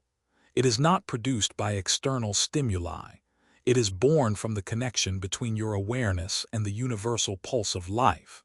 In that moment, you have remembered a fraction of the original song. And remembering even a fraction is enough to shift your perception of the day, your experience of your own being, and your connection to the world around you. Life often obscures this melody. The responsibilities, the anxieties, the disappointments, the relentless pace of modern existence, all of these layers act like a muffling cloth over the song. We hear it faintly, like a distant bell, but we rarely give ourselves the space to listen fully. Yet the song does not disappear. It waits. It waits for the attention, the stillness, and the courage to notice. Each day that you take even a few minutes to sit quietly, to observe your breath, to turn your awareness inward, is a step toward remembering it more fully. In practical terms, this can be a simple daily practice. Dedicate 10 minutes to silence, to stillness, to listening. Sit comfortably, close your eyes, and breathe naturally. Allow your mind to settle without forcing it. As thoughts arise, acknowledge them without attachment, then return to your awareness of the present. Listen for the subtle hum, the rhythm, the echo of life within you. What is your mind carrying that might actually be a melody? What is your heart recognizing that words cannot express? Do not try to name it, define it, or control it. Simply notice, simply listen, simply remember. Modern life, especially for adults navigating the pressures of work, family, and personal expectations, often leaves little room for such practice. Yet it is precisely in the midst of this busyness that the original song calls to be remembered. When deadlines press, when responsibilities weigh heavy, when relationships are strained, the inner melody may seem faint, almost drowned out. But it is there, resilient, persistent, waiting. It is in these moments that we must cultivate the awareness to pause, to center ourselves, and to allow the song to surface.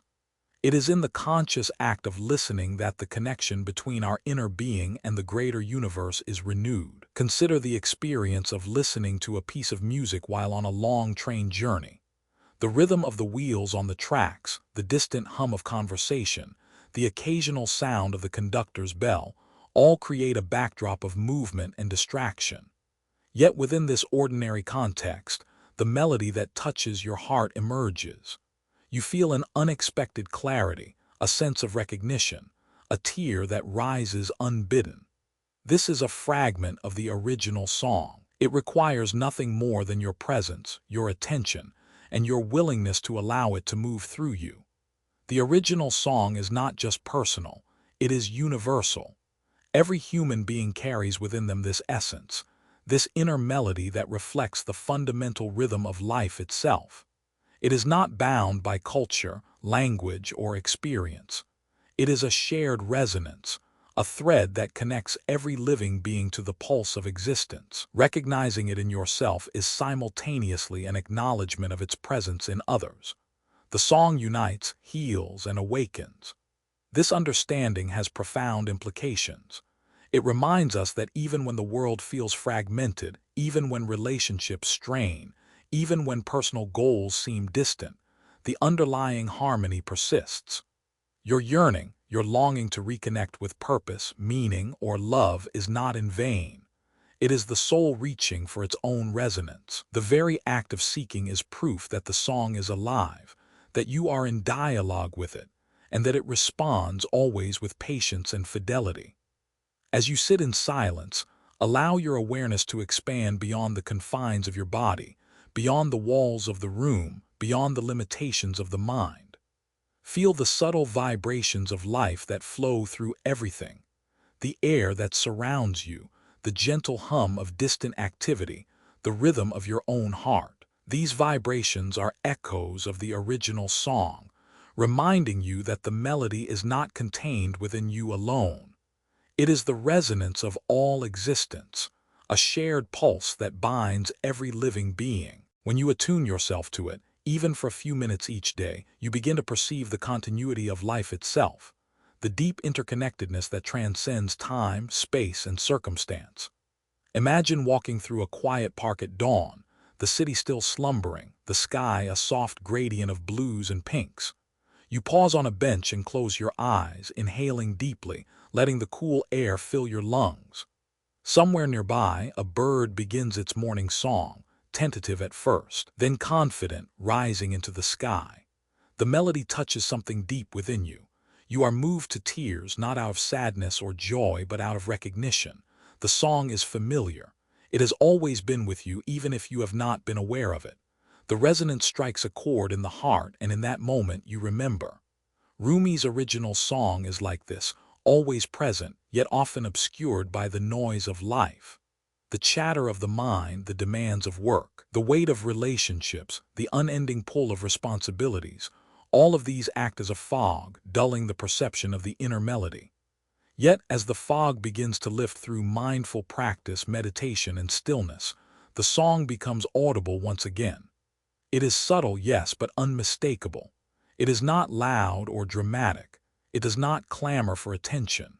Instead, it waits patiently, and when you are ready, it flows into consciousness like sunlight breaking through clouds. To truly hear this melody, to connect with the original song, requires patience and dedication.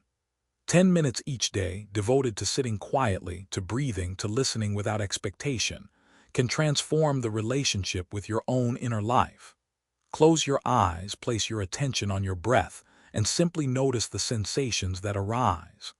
Thoughts will come and go, emotions will surface, but beneath them all, there is a persistent rhythm, a harmony that is always present. Ask yourself, what is resonating within me? What is the melody that has always been here, beneath the noise, beneath the expectations, beneath the distractions? This practice, though simple, is profound. It reconnects you with your essence, the part of you that has never been born and will never die, the witness that observes all things without judgment. In this awareness, you recognize that the song has never truly left. It has been your companion all along, guiding you, sustaining you, whispering its truths through every breath, every heartbeat, every experience of life. In moments of deep reflection, the song can bring clarity and guidance. It does not dictate your choices or impose answers, but it illuminates the path. When faced with uncertainty, the original melody offers a subtle reminder of what is true, what matters, and what resonates with your authentic self. It is the compass that points you home, back to the essence of who you are. Consider the analogy of listening to an instrument you have not played in years. You sit quietly, and as your fingers touch the strings or keys, you recognize the resonance immediately. It is familiar even if you cannot name it. The melody is there, waiting for you to remember it, waiting for you to engage with it once more. So too is your original song. It is embedded in your being, waiting for you to pause, to quiet your mind, and to allow its notes to rise into awareness. In the practice of mindfulness, this remembrance is not an abstract exercise. It is an active engagement with life. By attending to the original song, you begin to notice the subtle harmonies that exist within and around you. A gentle wind that brushes across your skin, the distant laughter of a child, the rhythm of your own footsteps. These moments, when observed with awareness, become a chorus that connects your inner life with the external world. You begin to realize that the song is not confined to your inner being. It flows through all things, linking you to the vast web of existence. Modern life often distracts us from this awareness. The constant flow of information, the demands of career and family, and the pervasive pressure to achieve and perform can drown out the subtle melodies within. Yet, even amidst the noise, the original song persists. It is resilient, patient, and unwavering. It does not demand attention. It waits for your willingness to notice. Every moment that you take to step away from distractions, to sit quietly to listen, is an opportunity to remember the melody. One practical exercise is to dedicate a daily session to mindful listening. Choose a quiet space, free from distractions. Sit comfortably, close your eyes, and focus on your breath. Allow the body to relax, releasing tension and habitual holding. Then, direct your attention inward. Ask, what is the sound of my being? What rhythms and melodies emerge when I am fully present? Notice the thoughts and emotions without clinging or pushing them away, letting them flow like clouds drifting across a vast sky. Beneath them, the song emerges, subtle and persistent. Spend 10 minutes each day in this practice, and over time you will develop a deeper connection to the essence of your being. The song also manifests in emotional resonance. Listening to music, engaging in art, observing nature, or reflecting on meaningful experiences can awaken fragments of the original melody. A single note, a fleeting image, a remembered feeling, these can act as triggers, reconnecting you with the underlying harmony that has always been present. In this way, the practice is both intentional and experiential, bridging the gap between inner awareness and external expression. The remembrance of the original song is not limited to solitary reflection. It can also deepen our connection to others. When we recognize the melody within ourselves, we begin to perceive its presence in those around us. Conversations carry rhythm, gestures resonate with subtle harmonies, and moments of shared laughter or understanding become symphonic. The song is not an individual possession. It is a shared current, a universal rhythm that links all beings. In remembering it, we remember our interconnectedness, our inherent participation in the flow of life. Even the smallest awareness can have profound effects. A single morning spent in quiet reflection, listening to the breath, observing the body, tuning into the subtle resonance within, can ripple outward, influencing perception, decisions, and relationships. The original song is a source of guidance, insight, and calm. It reminds us that we are never truly isolated, that our longings, hopes, and experiences are threads woven into a larger tapestry, and that every step toward remembering it is a step toward living in harmony with the universe. As you cultivate this awareness, notice the shifts in perception. Moments of tension begin to soften, habitual worries may lose their grip, and a sense of clarity can emerge even amidst complexity. The song does not erase life's challenges, but it transforms the experience of them. Obstacles become teachers, setbacks become lessons, and ordinary moments become infused with subtle meaning. The melody reminds you that you are alive, that you are participating in a process far greater than your individual comprehension, and that the rhythm of life is already moving with you. As the day unfolds in your mind, even in the quietest corners, the melody of the original song begins to hum softly, like sunlight spilling through a crack in the blinds. It is persistent yet gentle, demanding nothing, yet revealing everything. It carries a subtle invitation to remember, to awaken, to reestablish your connection to the essence of life itself. The song is neither distant nor foreign. It is the resonance of your own being, reflected back to you through the currents of existence. Every thought, every sensation, every breath is touched by this vibration, if only we allow ourselves to notice. We often overlook these signals, dismissing them as coincidence or fleeting emotion. A familiar tune heard in passing may stir unbidden memories. A moment of clarity might emerge in the quiet between tasks, or a sudden wave of longing may appear without cause. These are fragments of the original song, glimpses of the melody that has always been within us. To recognize them, to honor them, requires stillness. It requires attention. It requires an openness to the subtle rather than the loud, to the internal rather than the external. Imagine sitting in a quiet room, headphones in, listening to a meditative piece that seems in some indescribable way familiar. Perhaps it is a piano improvisation, a subtle orchestral arrangement, or the resonance of a single sustained note. Tears may rise without explanation, and in that release, the recognition of the original song emerges. It is a memory of what was never forgotten, a resonance of what has always been present. The song does not need to be understood in words or dissected in thought. It only needs to be felt, acknowledged, and remembered. The act of remembering is transformative.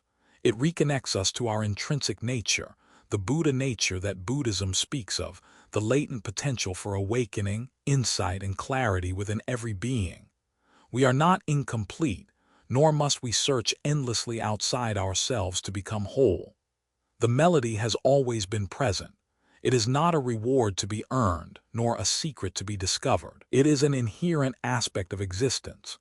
The challenge is not to find it, but to stop obscuring it with distraction, with doubt, with habitual inattention. Modern life, with its constant demands and pressures, often distracts us from this awareness. Emails, messages, deadlines, social obligations all compete for our attention, leaving little space for silence, reflection, or listening. Yet even in these conditions, the melody persists. It emerges in moments of pause. A walk at dawn, a breath held in stillness, a brief connection with a friend, a spontaneous experience of beauty in nature. The song is resilient, and it calls us gently, persistently, until we are ready to recognize it. To cultivate a deeper connection to the original song, one can establish a daily practice. Set aside 10 minutes each day for stillness and attentive listening. Sit comfortably, close your eyes, and focus on the natural rhythm of your breath. Allow the mind to settle, observing thoughts and sensations without clinging or pushing them away. Listen for the subtle hum, the resonance of being, the faint pulse of the melody that resides within. Do not force it. Do not analyze it. Simply notice, breathe, and allow the recognition to emerge naturally. The song can also be experienced through engagement with art, music, and nature. Take a walk through a forest trail in the early morning, noticing the light filtering through leaves, the gentle rustle of the wind, the songs of birds hidden in the branches. Listen not only with your ears but with your awareness, allowing the resonance of life itself to become audible. Observe the colors, the shapes, the movement, and notice how your heart responds. These sensory experiences can trigger recognition of the original melody, reinforcing the awareness that it has always been present. Even in moments of challenge or grief, the song remains. The loss of a loved one, the ending of a relationship, the disappointment of unmet expectations, all carry within them an invitation to remember. In the midst of sorrow, the melody may be faint, but it is there, offering comfort, guidance, and perspective. It reminds us that our essence, our intrinsic nature, remains unbroken, and that the experiences of life, however difficult, are not obstacles to awakening but components of the full expression of being. Reflection exercises can further strengthen this awareness. Each evening, consider the events of the day, noting moments where the melody may have surfaced. A fleeting sensation of joy, a moment of unexpected clarity, a subtle feeling of connection or resonance. Write these down, acknowledging them without judgment or expectation. Over time, this practice builds an attunement to the song, a capacity to recognize its presence even amidst the turbulence of daily life. The original song is a reminder of our interconnectedness. Just as every note in a musical composition contributes to the overall harmony, every being, every moment, every experience is intertwined in the web of existence. The song is not a private possession but a shared resonance, a pulse that connects us to each other and to the universe itself. Recognizing this truth fosters compassion, empathy, and a sense of belonging. It allows us to see that our own longings, joys, and challenges are not isolated, but resonate with the broader currents of life. Nature, in particular, offers a vivid metaphor for the original song. Consider the flow of a river, the rise and fall of tides, the wind moving through a canyon at dawn. Each element carries its own rhythm, its own melody, yet together they create a continuous, coherent expression of life. Our inner melody is like this, distinct yet inseparable from the greater harmony. By observing the cycles and rhythms of the natural world, we can recognize and remember the song within ourselves, finding parallels and insights that deepen our awareness and connection. Meditative listening to music provides another avenue for remembering. Whether it is classical compositions, ambient soundscapes, or carefully curated meditation music, The resonance of sound can awaken the memory of the melody within. Pay attention to how certain chords or harmonies move your heart, how particular rhythms elicit subtle emotional responses, how moments of silence between notes can open spaces of recognition. These are not random experiences. They are echoes of the original song, drawing your attention inward, bridging the external and the internal, the temporal and the timeless. Over time, as you cultivate this awareness, the song becomes a companion, a guide, and a source of insight. It informs your choices, grounds your attention, and enriches your experience of life. When challenges arise, the song remains, offering a subtle but steadfast presence. When joy emerges, the song amplifies the experience, deepening the richness of the moment. Through its persistent presence, it teaches that awakening is not a distant goal but an ever-present reality, waiting for recognition in each breath, each heartbeat, each conscious moment. The daily act of remembering the original song transforms life itself. It shifts perception from scarcity to abundance, from isolation to connection, from distraction to presence.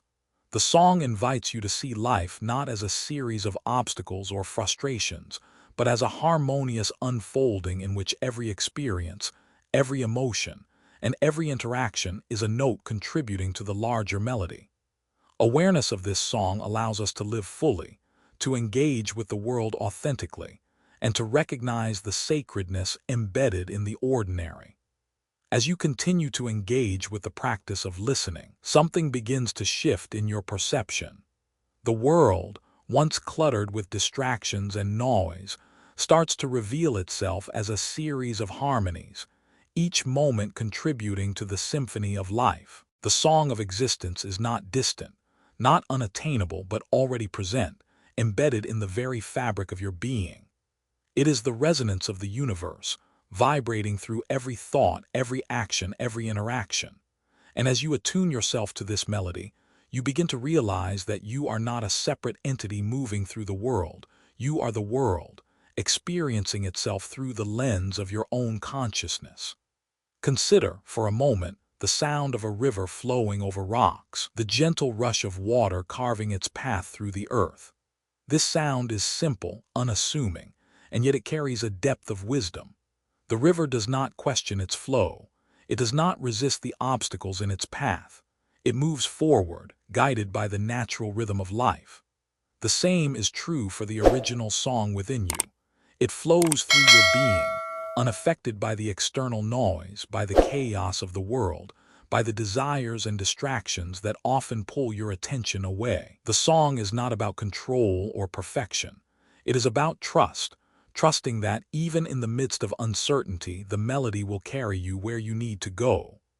This is the lesson of the original song: to trust the rhythm of life, to trust the ebb and flow of emotions, and to trust that every experience, every moment of longing, every challenge, and every triumph is a note in the greater symphony.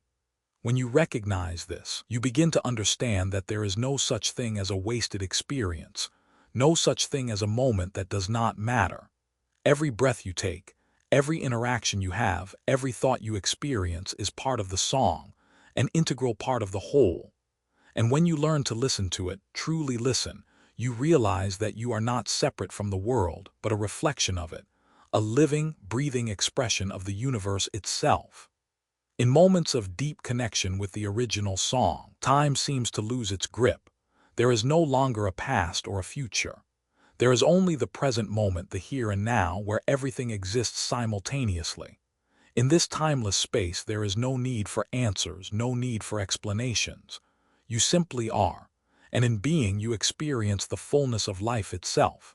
This is the essence of sati, the Buddhist practice of mindfulness, the ability to be fully present, fully aware, and fully alive in each moment. When you practice mindfulness, you attune yourself to the song of existence. You recognize that each breath, each thought, each emotion is part of the greater whole, and in that recognition you find peace. Take a moment now to reflect on the times when you have felt the presence of the original song. Perhaps it was in the stillness of nature, sitting by the ocean, watching the sunset, or listening to the rustle of leaves in a quiet forest. Perhaps it was in a moment of connection with another person, when words were not needed, and yet everything was understood. Perhaps it was in a moment of creative expression, when you felt as though you were channeling something greater than yourself. These moments are not coincidences. They are the glimpses of the original song breaking through, calling you to remember. In these moments, you are not doing anything. You are simply being. You are allowing yourself to be fully present to the experience, fully immersed in the music of life. This is the beauty of the original song. It does not require effort. It does not demand performance. It simply invites you to listen, to be still, to allow the song to move through you. The more you listen, the more you hear. The more you hear, the more you understand. And the more you understand, the more deeply you experience the interconnectedness of all things. The practice of sitting in silence and listening is one of the most profound ways to reconnect with the original song. It does not require any special equipment, any external tools, or any preparation. All it requires is a willingness to be still, to let go of the distractions of the mind, and to simply listen. When you take the time to sit in silence, you are creating space for the song to emerge. You are creating space for the truth of your being to rise to the surface. And in that space, you will find clarity, peace, and insight. Consider how often you find yourself rushing through life, moving from task to task, from one responsibility to another. The noise of the world can drown out the subtle hum of the original song, and in doing so, it pulls you away from your true self. But when you take the time to pause, to sit in stillness, and to listen, you reconnect with the essence of who you are. You begin to hear the melody that has always been present, waiting for you to notice. It is easy to forget this truth. It is easy to become lost in the noise, to become consumed by the demands of life. But the original song does not fade. It does not disappear. It waits for you to remember. It waits for you to return. And when you do, when you finally listen, you will hear the melody that has been with you all along. You will feel the connection to the greater rhythm of life, and you will remember that you are not separate from the universe but a part of it, a living, breathing expression of the song that connects all things. The more you listen to the song, the more it becomes a part of you. It becomes your guide, your compass, your source of wisdom and clarity. It leads you through the challenges of life, helping you to navigate the ups and downs, the joys and sorrows, the victories and defeats. The song does not promise to make everything perfect, but it promises to help you see the beauty in each moment, to help you recognize the divine presence in all things. And so the invitation remains. Listen. Sit in silence, breathe deeply, and allow yourself to hear the melody that has always been with you. Let it guide you, let it comfort you, let it remind you of the truth of who you are. The original song is not something to be found outside of yourself. It is not something to be sought or earned. It is something to be remembered. It is the essence of your being, the pulse of life itself, and it is waiting for you to hear it. In this listening, in this remembering, you will find the peace you have been seeking, the clarity you have been longing for, the connection you have been craving. And when you hear it, when you finally allow yourself to fully experience the song, you will know that you have not been lost. You have simply been waiting for the moment when the song would find you, when the melody would rise from within and fill you with the light that has always been there. Part 7. Pain as cure, letting go, and the freedom of release. We often think of pain as a burden to be carried, a weight that drags us down, a force that pulls us away from life, from peace, from joy. We do everything we can to avoid it, to numb it, to push it away. Pain, we are told, is something to be feared, something to be escaped. But what if, instead of running from it, we leaned in? What if we stopped fighting the pain and allowed it to teach us, to shape us, to show us something deeper about ourselves? What if, in the deepest part of our grief, we found the beginning of our healing? Rumi, ever the mystic, understood this paradox. The wound is the place where the light enters you, he said. What does this mean if not that pain, though it feels dark, is actually a doorway to greater wisdom, understanding, and freedom? The wound is not an end. It is a beginning. It is through the pain that we find our way back to ourselves, to the light, to the truth of our being. Without the darkness, the light cannot be seen. Without the ache, the fullness of peace cannot be fully appreciated. It is in the very experience of pain that we are open to life, to love, to the deep beauty that is woven through all things. To understand this, we must first release the false belief that pain is inherently negative. Pain, in its purest form, is simply a signal, a message from the body, the mind, and the soul, alerting us to something that needs attention. It could be a broken heart, an unspoken word, an unresolved grief, or an internal conflict we have ignored for too long. Pain calls us to pay attention. It calls us to listen to what has been overlooked, to recognize what has been hidden, to release what has been buried. In Buddhism, this is understood through the concept of dukkha, suffering, or the pervasive sense of dissatisfaction that accompanies all of existence. Dukkha is not just physical pain. It encompasses emotional, psychological, and existential discomfort. It arises from our attachment to things that are fleeting, from our clinging to identities that are transient, from our resistance to impermanence. And yet, it is through the acknowledgement of dukkha that we find the path to liberation. It is in facing the truth of pain, rather than avoiding it, that we discover the freedom that lies beyond it. The freedom of release is not a one-time event. It is a continuous practice, a willingness to let go over and over again. Letting go is not about erasing or denying. It is about releasing the grip we have on things that no longer serve us, on stories we have outgrown, on identities we have created to protect ourselves. It is about surrendering the illusion of control and embracing the flow of life as it comes. Imagine standing at the edge of a river, watching the current carry away fallen leaves, branches, and debris. The river does not fight the leaves. It simply allows them to flow with the current. The leaves do not struggle against the water. They are carried away naturally, without force, without effort. This is the freedom of release. The river does not try to hold onto the leaves. It lets them go, trusting that what is meant to remain will remain. In the same way, we must trust the flow of life, trust that what is meant for us will stay and what is not will leave. We must release our attachment to the outcomes, to the results, and allow life to carry us where we are meant to go. The act of letting go is not about giving up. It is about giving in to the flow of life. It is about accepting that we do not have to control everything, that we do not have to carry every burden, that we do not have to have all the answers.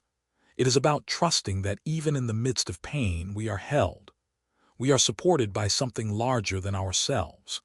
The universe, or whatever higher power you may believe in, is always in motion, always carrying us forward, even when we cannot see the path ahead. And so, pain becomes not an obstacle but a passage, a door through which we pass to the other side.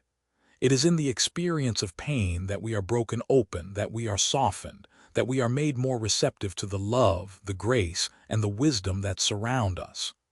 We are invited to step into the unknown, to release our grip on the past, to trust that we will be carried, even when the way forward seems unclear. There is a Zen story that illustrates this beautifully. A monk was walking through the forest when he stumbled upon a small clearing. In the center of the clearing stood a tall, ancient tree, its bark worn and weathered by the passage of time. The monk stood before the tree and asked, "What is the secret to a peaceful life?" The tree, of course, did not answer, but the monk sat in stillness for a while, observing the tree and the way the wind moved through its branches. After some time, the monk arose, bowed, and walked away, knowing that the answer had been revealed not through words but through experience. The tree's secret was in its acceptance of the natural flow of life. It had not fought the storms, the rain, or the passing seasons. It had not clung to its leaves or its branches. It simply stood, rooted in the earth, accepting each season as it came, letting go of what needed to be released, and trusting that what remained was enough. This is the essence of letting go, the ability to stand firm, rooted in the present, while also being open to change, to release, to the natural ebb and flow of life.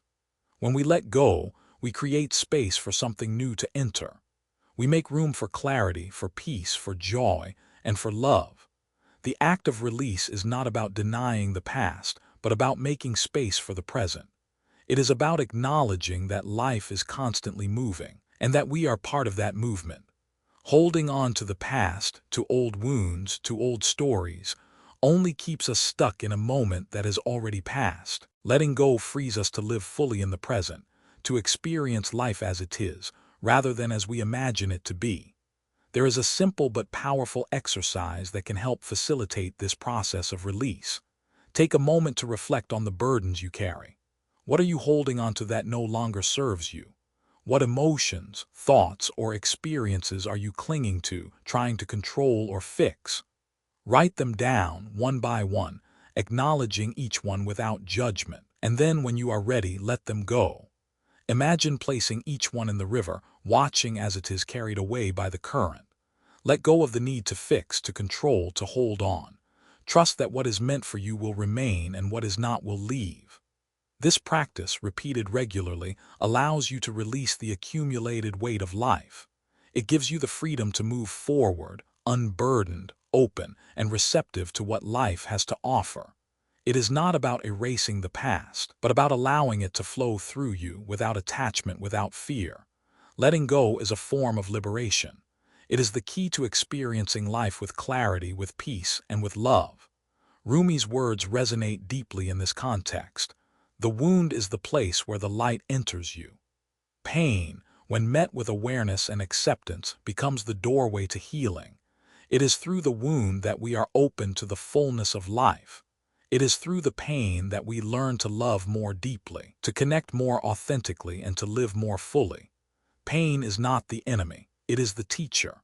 And so the path of letting go becomes not one of avoidance, but one of surrender. We surrender the need to control, the need to understand, the need to cling.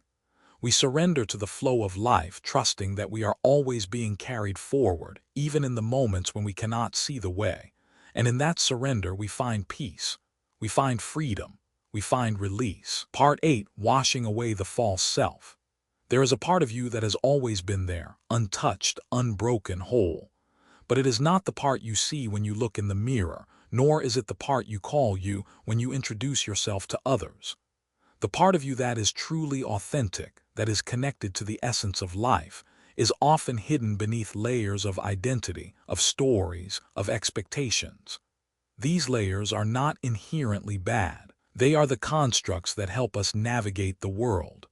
But over time, they become so thick, so ingrained, that we mistake them for who we truly are. The false self is built piece by piece, layer by layer. It begins with the names we are given, the roles we take on, the ways we are shaped by family, society, and culture. We learn what is expected of us, what we should want, how we should behave, and who we should be. We adapt, we conform, and in doing so, we lose touch with the raw, untainted core of who we are. The false self becomes the identity we carry, the mask we wear, the story we tell ourselves and the world around us. And yet, beneath this mask, beneath this story, there is a stillness, a simplicity, a purity that remains untouched by the noise of life. It is the part of you that has always been whole, always been enough, always been deeply connected to the world around you. But to access this part of yourself, to remember who you truly are, you must first wash away the false self. This process of washing away is not a quick fix. It is not a simple shedding of an old identity.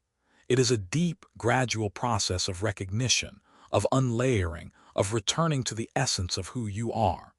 It is about peeling back the false identities, the beliefs, the judgments, and the stories that no longer serve you. It is about remembering that you are not what you do, not what you have, not what you have been told to be. You are the awareness that witnesses all of these things. In Buddhism, this practice is closely related to the concept of anatman, or the doctrine of non-self. The idea is that there is no permanent, unchanging self. What we call the self is not a fixed entity. It is a fluid, dynamic process of thoughts, feelings, and experiences that arise and pass away.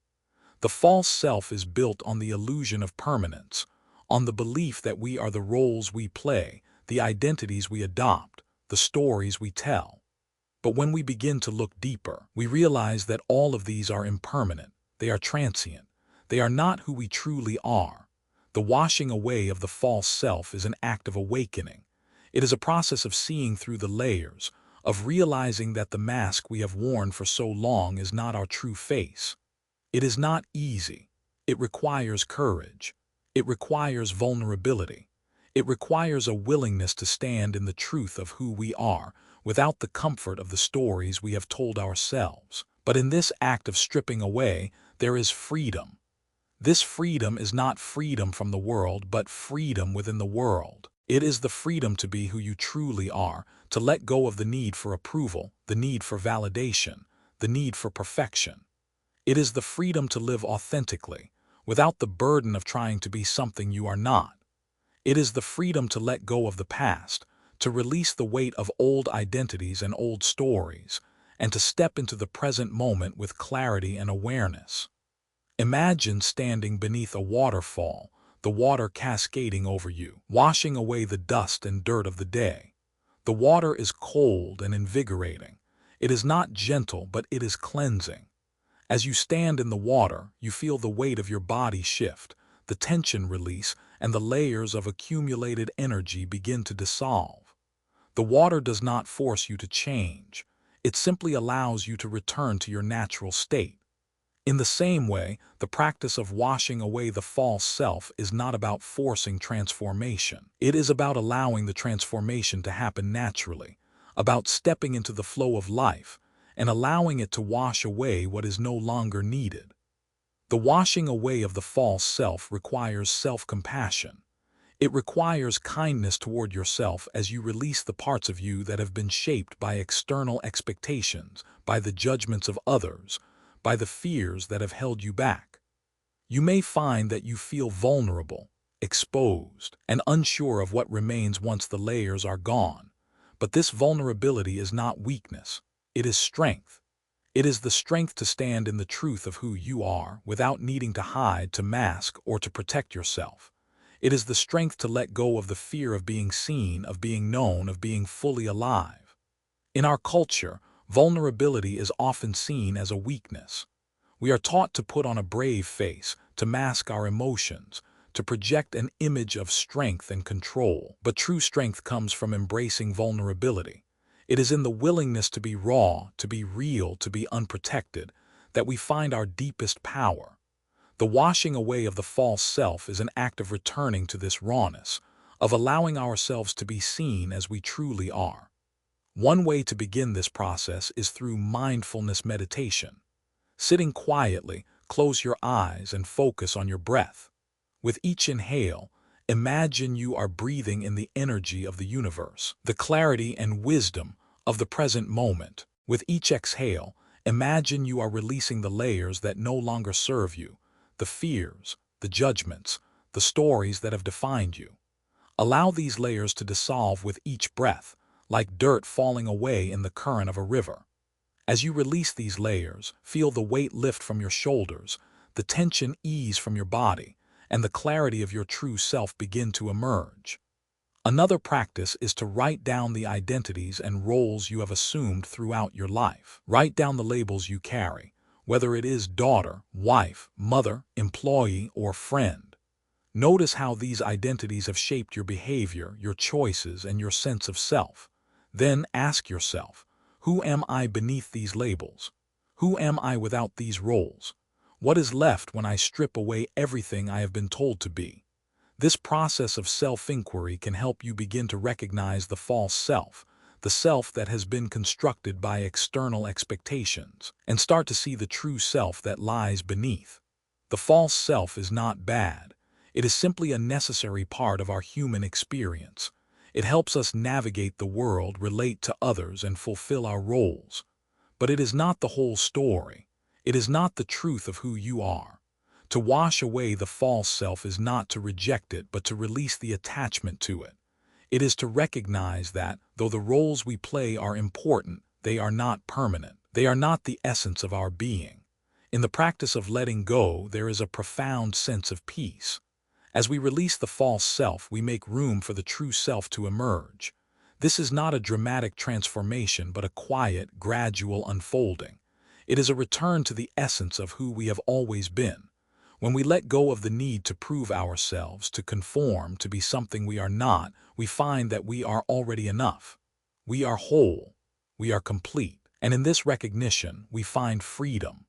The freedom of letting go is not freedom from responsibility, from relationships, or from life itself. It is freedom from the need to be something we are not. It is freedom to live authentically, to express ourselves fully, to experience life without the weight of false identities and external expectations.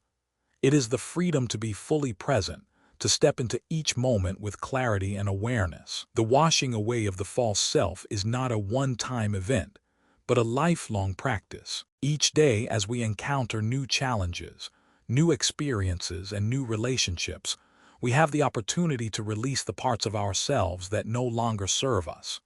With each moment, we let go of the old stories, the old roles, the old fears, and make room for the new. And in this process of constant release, we return again and again to the truth of who we are, the stillness, the peace, the light that resides within. Part 9. The Fire of Transformation and the Circle of Love. There is a fire inside of you. It is a fire that has been there since the beginning, a flame that burns with the intensity of all that you are, all that you have ever been, and all that you are yet to become. This fire is not a force of destruction. It is a force of transformation. It is the fire that burns away the old, that clears the way for the new, that makes space for growth, for renewal, and for awakening. But the fire is not always easy to confront. In fact, it can feel overwhelming at times. When life presses against you, when challenges arise, when pain or grief or uncertainty take hold, the fire can seem like a wild, uncontrollable force that threatens to consume you. It is in these moments that we are faced with a choice: to either resist the fire and allow it to burn us, or to step into it, to allow ourselves to be transformed by it. The process of transformation is never comfortable. It is not meant to be. Change, whether it is internal or external, always brings discomfort because it requires us to let go of something we once held dear. It asks us to surrender the familiar, the known, and step into the unknown. But it is only through this surrender, through stepping into the fire, that we are able to grow, to evolve, and to become who we are meant to be. In the teachings of Buddhism, this transformation is likened to the process of alchemy. Just as a piece of metal is heated in a furnace, softened and reshaped into something new, so too are we reshaped by the fires of our experiences. The fire is not a punishment, it is a purification. It burns away the dross, the attachments, the illusions, and the false selves that keep us from our true essence. And in that burning, we are made whole again. Rumi speaks of this fire as a force of love, a transformative force that burns with the intensity of the heart's deepest yearnings. Set your life on fire, he says. Seek those who fan your flames. The fire of transformation is fueled by love. It is love that burns away the old and makes space for the new. It is love that compels us to let go of the things that no longer serve us, to shed the layers of fear, doubt, and insecurity that keep us trapped in the past. And it is love that guides us through the fire, helping us to navigate the flames without being consumed by them. But love, like fire, can be both gentle and fierce. It can be a warm embrace, comforting and soothing, or it can be a blazing force that challenges and transforms everything in its path. The circle of love that Rumi speaks of is not a static, passive force. It is a dynamic, ever-evolving circle, constantly expanding and contracting, always in motion. Love is the energy that propels us forward, the force that calls us to grow, to change, and to become more than we were before. This circle of love is not confined to romantic relationships or family bonds. It is the love that exists between all beings, the love that connects us to the earth, to the sky, to the stars, to each other. It is the force that flows through the veins of the universe, uniting all things in a web of interconnection.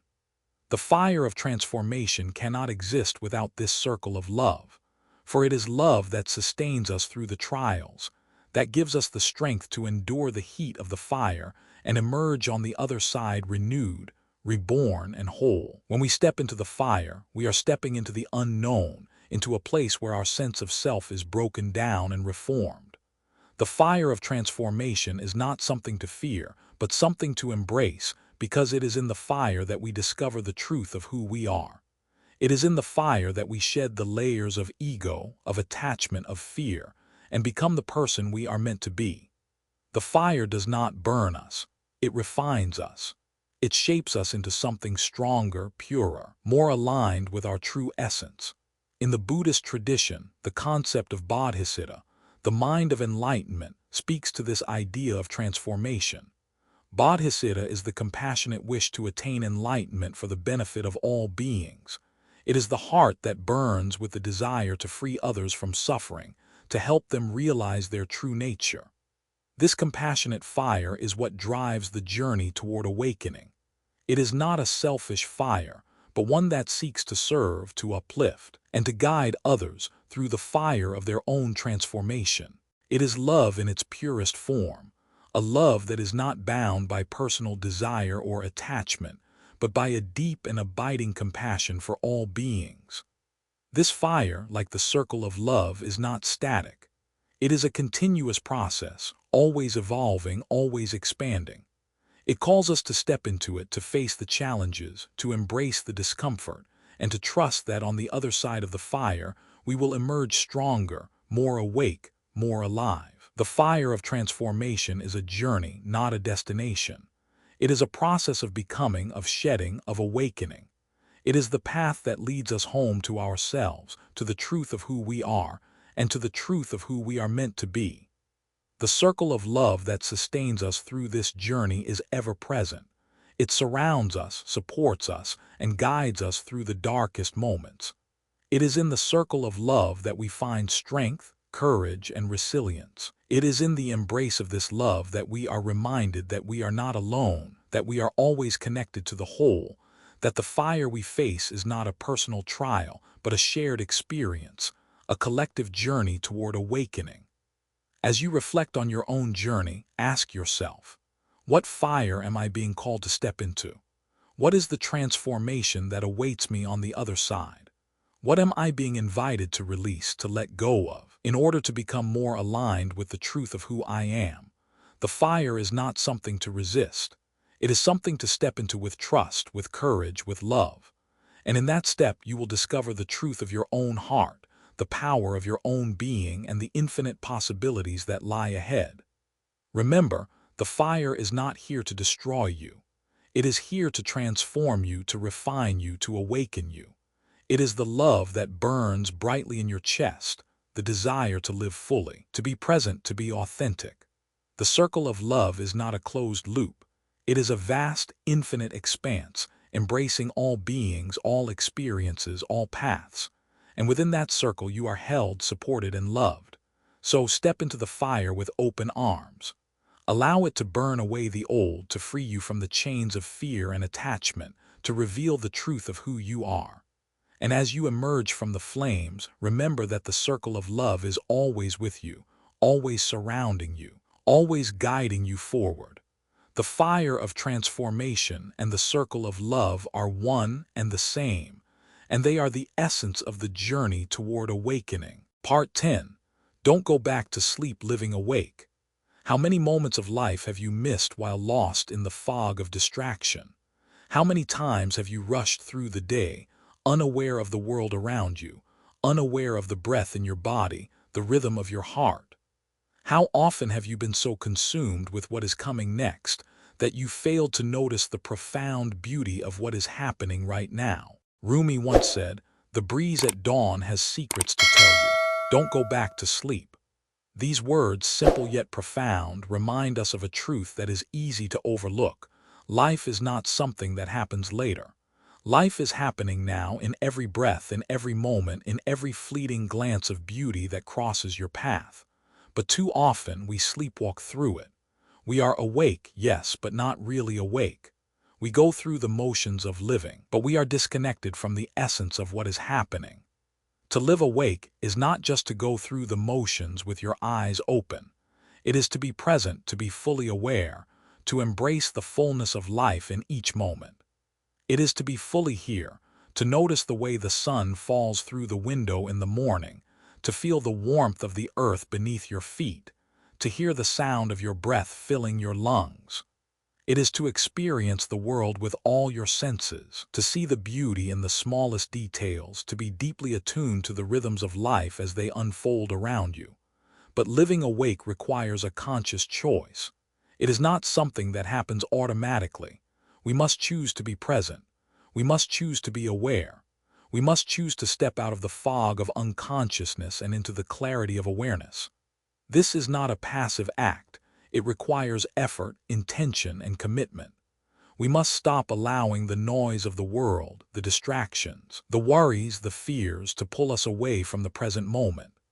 Every moment is an opportunity to wake up, to step out of the haze, to return to the truth of who we are. But too often, we allow ourselves to be carried away by the current of life, drifting aimlessly, caught in the cycle of distraction. We sleepwalk through our days, caught in our routines, consumed by the pressure to do, to achieve, to become. We forget that life is not something we need to chase. It is something we must awaken to, something that is always here, always present, always waiting for us to notice. In Buddhism, the concept of sati or mindfulness is central to living awake.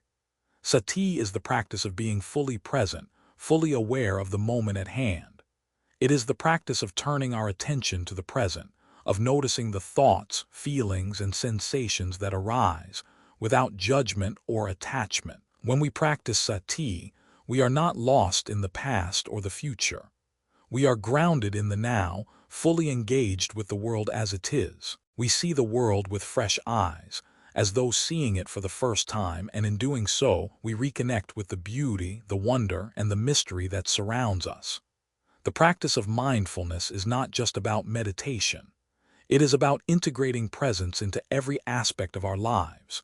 It is about being present with the people we love, with the work we do, with the food we eat, with the conversations we have.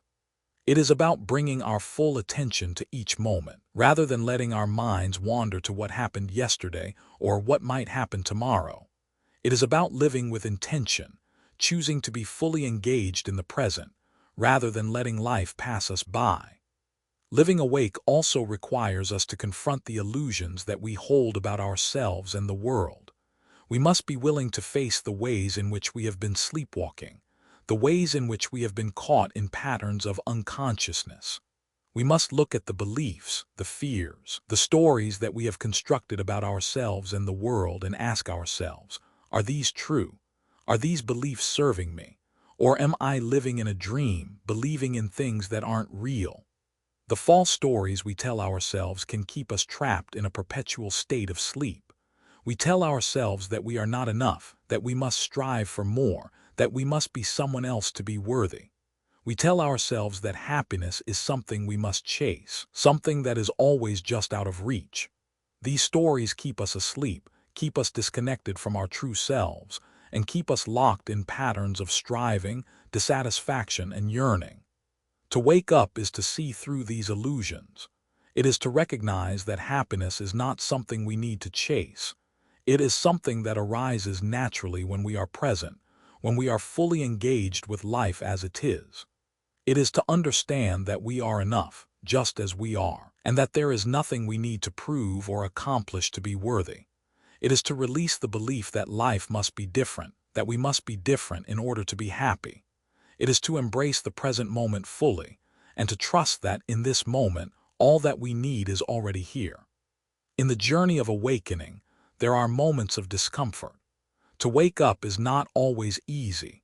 It requires us to face the parts of ourselves that we have been avoiding, the emotions we have been suppressing, the fears that have kept us small. It requires us to step into the unknown, to surrender the need for control, and to trust in the unfolding of life. But it is in these moments of discomfort that the most profound transformation occurs. When we are willing to face our fears, to confront our shadows, we open ourselves to the fullness of life. Awakening is not a destination. It is a process, a continual unfolding. There is no final moment when we can say, I am fully awake. Rather, it is a practice, a commitment to living with intention, to being present, to embracing each moment with an open heart. It is the recognition that life is not something to be mastered or controlled, but something to be experienced, to be felt, to be lived fully. Each day is a new opportunity to wake up, to step out of the sleep of unconsciousness and into the clarity of awareness.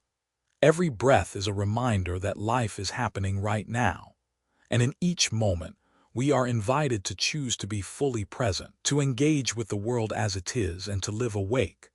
The story we've explored together is not just about concepts or philosophies.